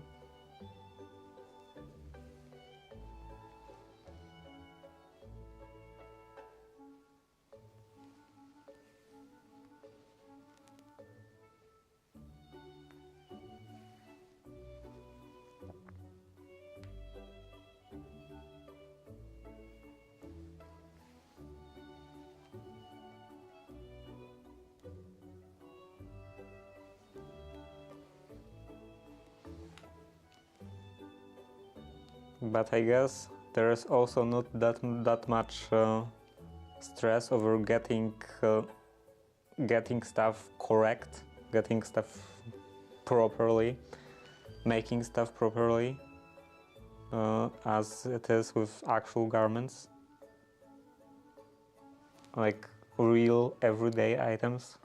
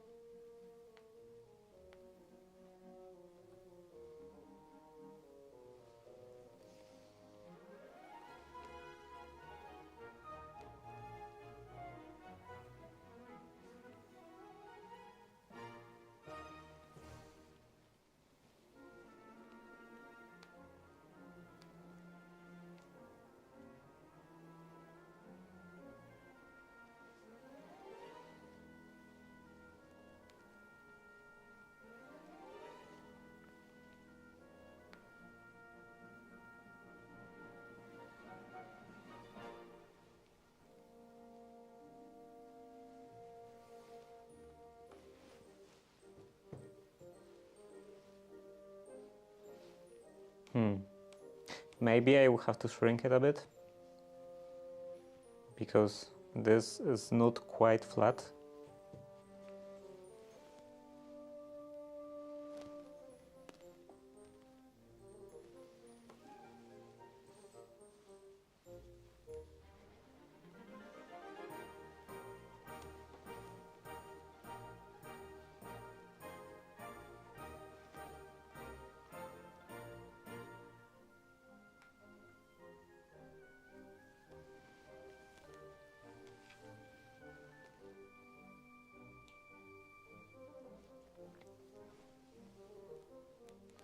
And also I will probably have to leave this not attached, because I will have to go through this with through the entire edge with the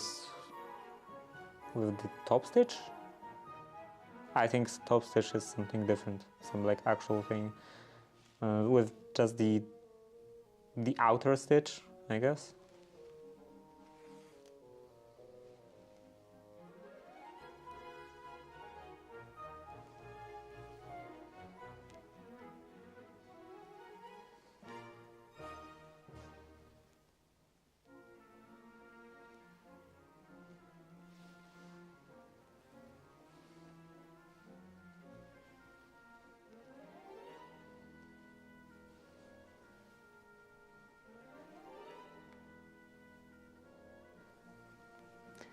And I'm almost at the top of the back opening. So what should I do now? It would be useful to have this attached right into the corner. Maybe I could go in, then open, go out in here.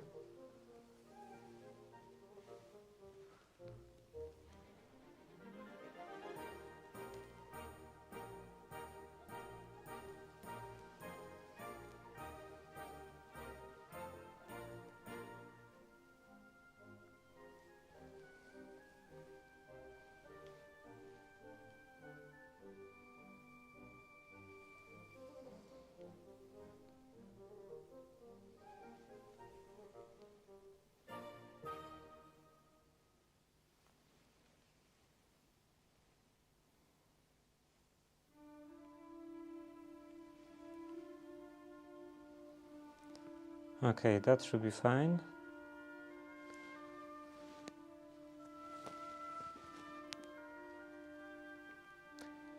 Then go back down.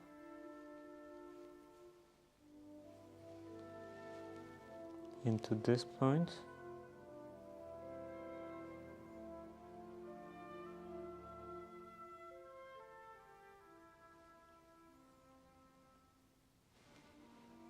Out in here.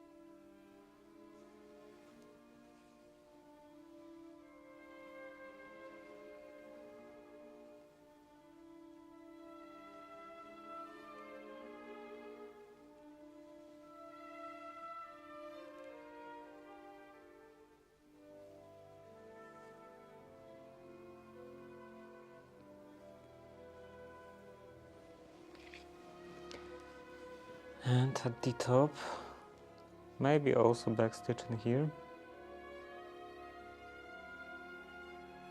Or no, I will, I won't. I will do backstitch at the top.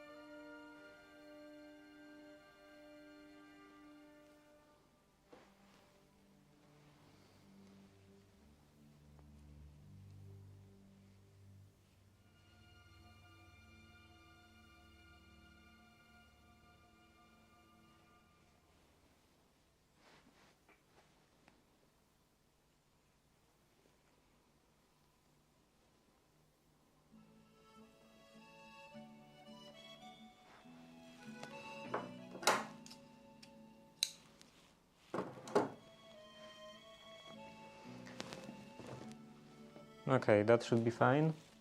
And I will try to shrink it a bit, because now it's a bit wavy, so I want to try to get rid of that.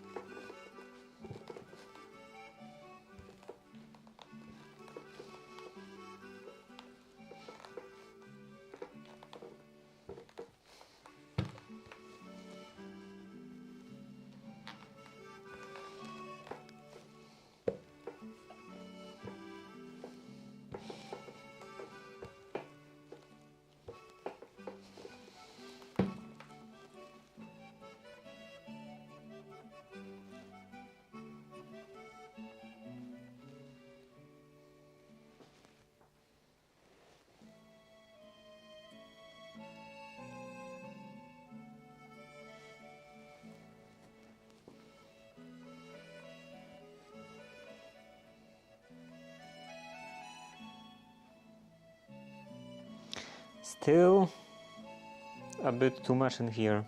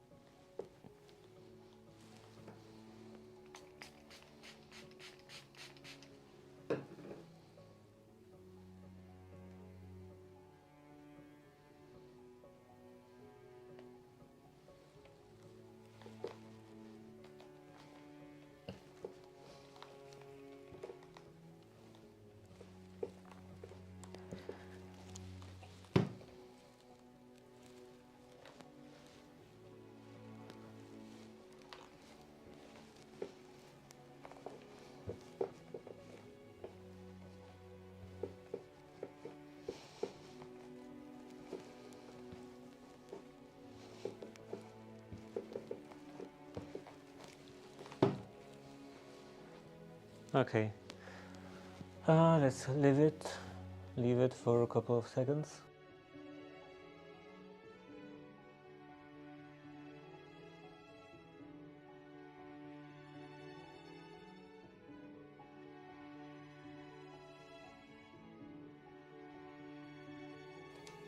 Okay, now it should be colder and drier. So I think that helped a bit.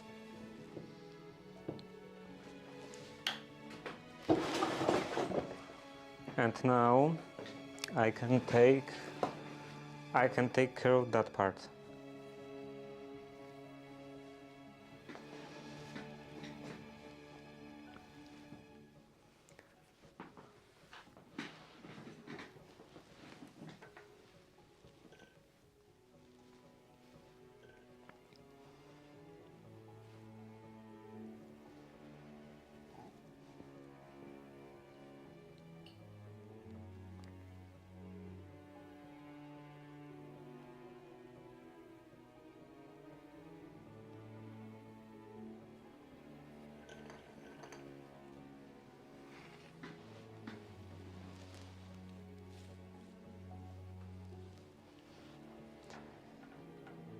Okay, I will start maybe in here.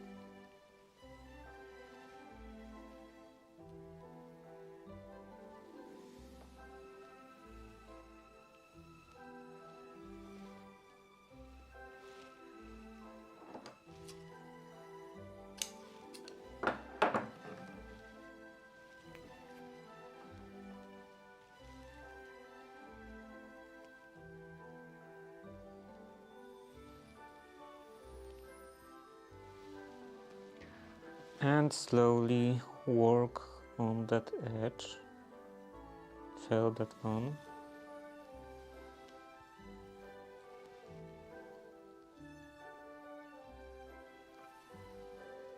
Or maybe even not slowly.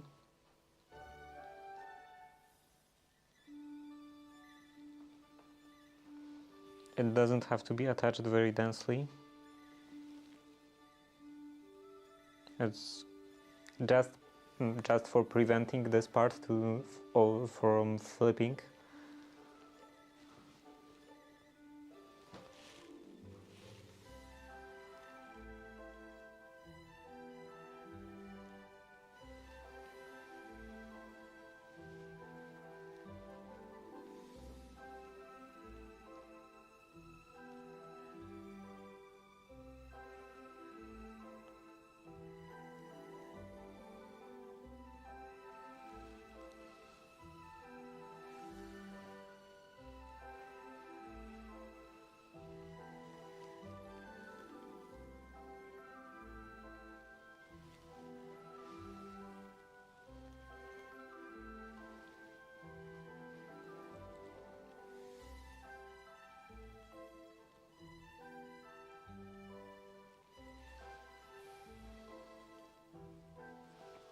Wow, it's quite late already.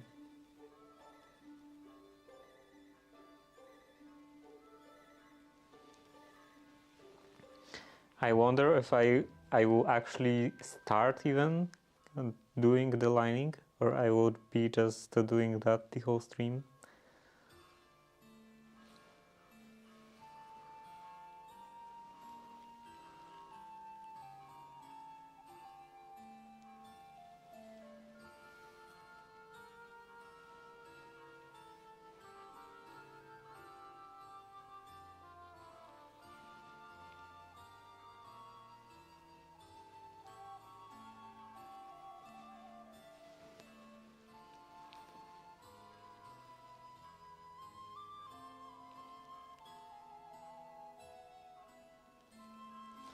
I should definitely be careful not to tighten this stitch too much, because then it creates those kind of dents on the outer surface.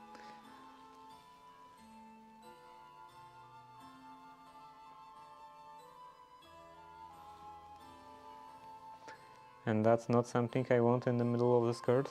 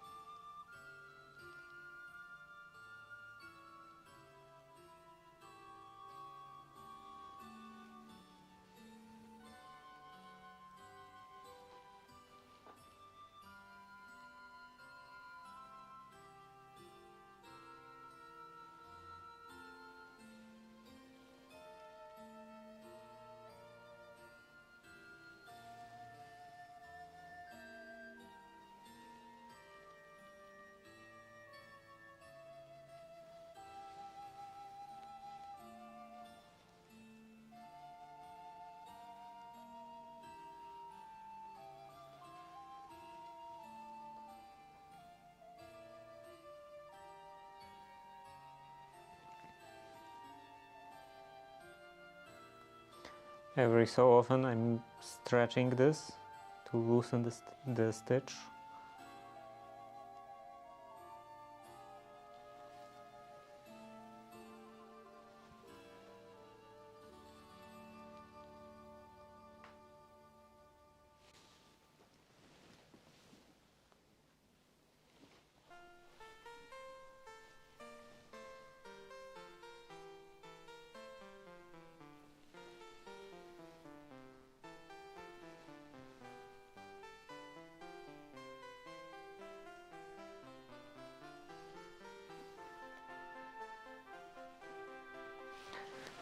And the compressed air is getting slowly depressurized. Soon it will probably make the sound when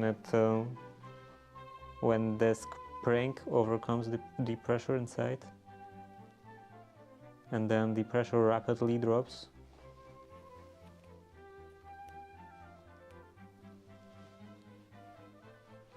I really need to put some valve in there, like an actual valve, to just cut off the compressed air when I'm not using it.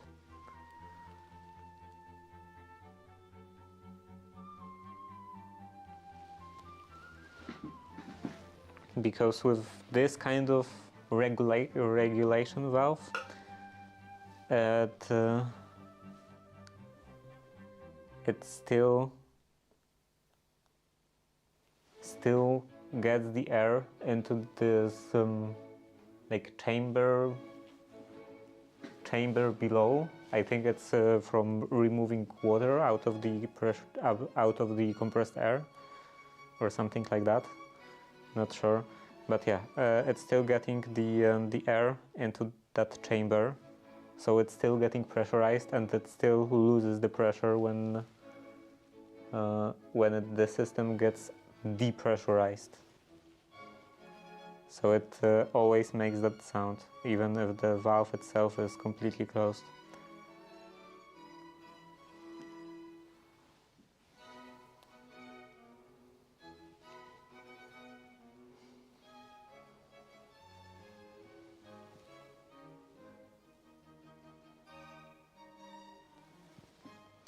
So I think that before that I have to just insert a normal, like, on-off type of valve that's used just for shutting off the flow, not adjusting the pressure.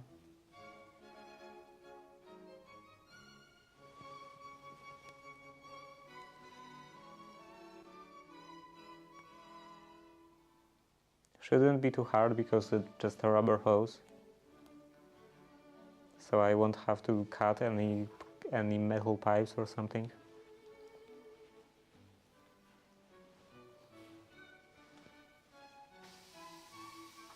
And now it's dropping.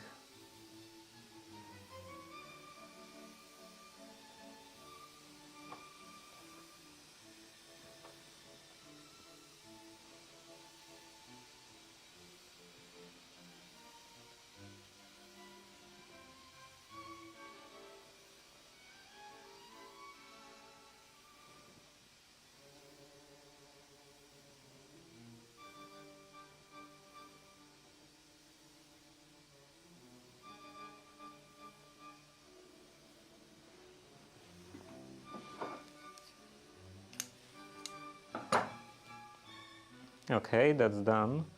Now I guess I will remove that. This basting stitch.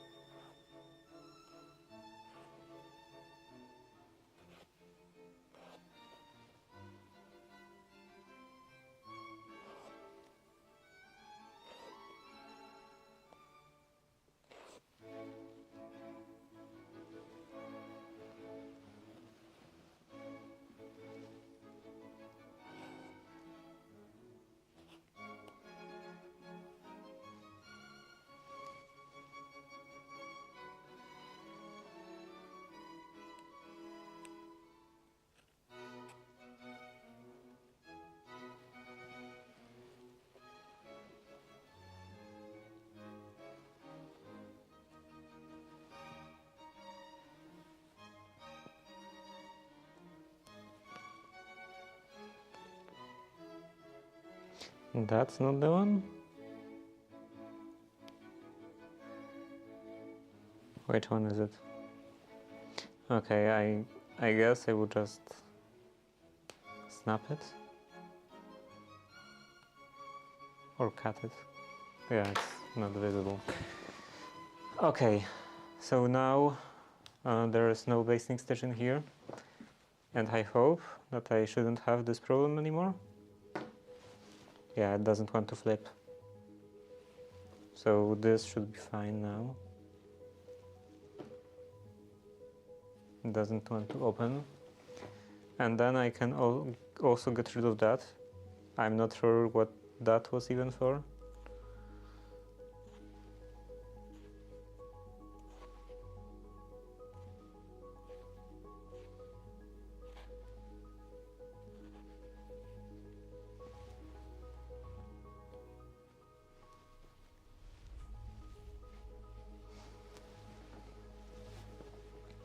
And then do the same on the other edge. Do a lot of on the other edge. Yeah, I have to start from here again, from the bottom, work to the top, and then on the split.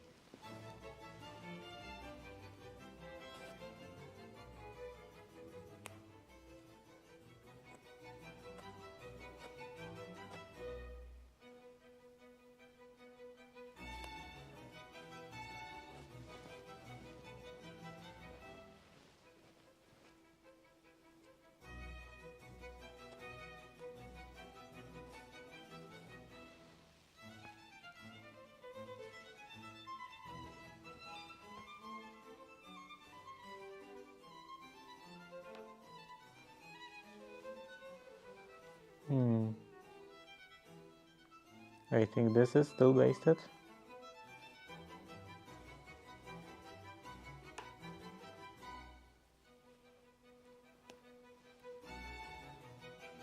Yeah, that was it. Okay, so I guess I will start from the bottom again.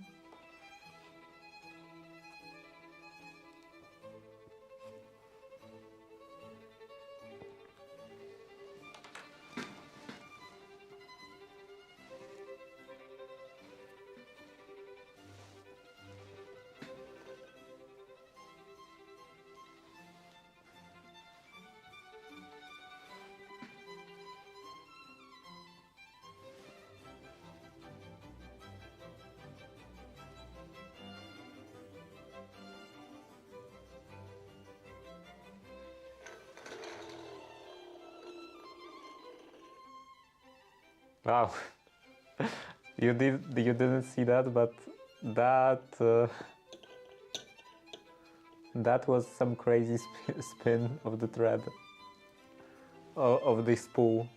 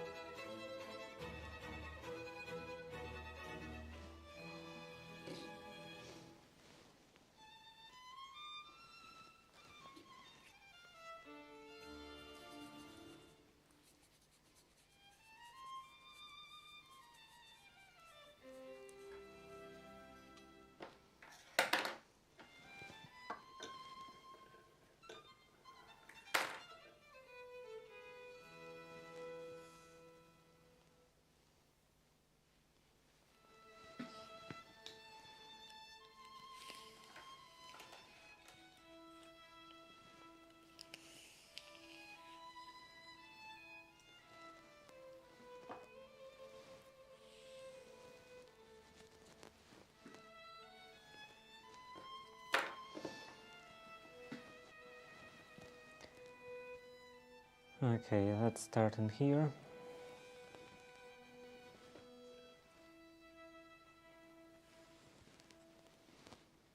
Do a couple of turns. Preferably not stabbing myself in the finger. Not stabbing myself in the finger.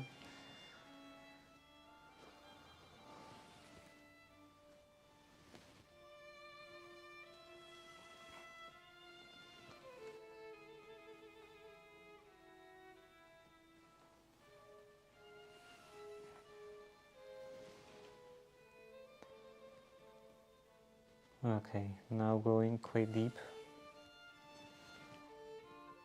through a lot of layers.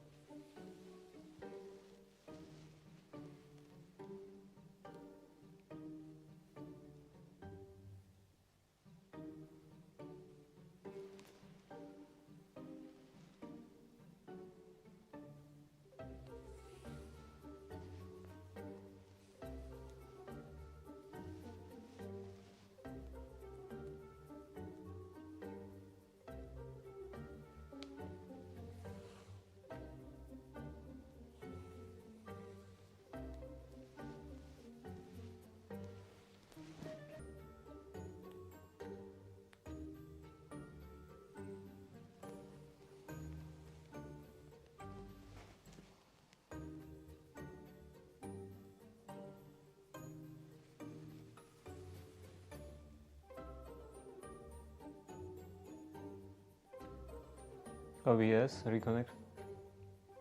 Oh, I dropped the connection. Reconnection successful.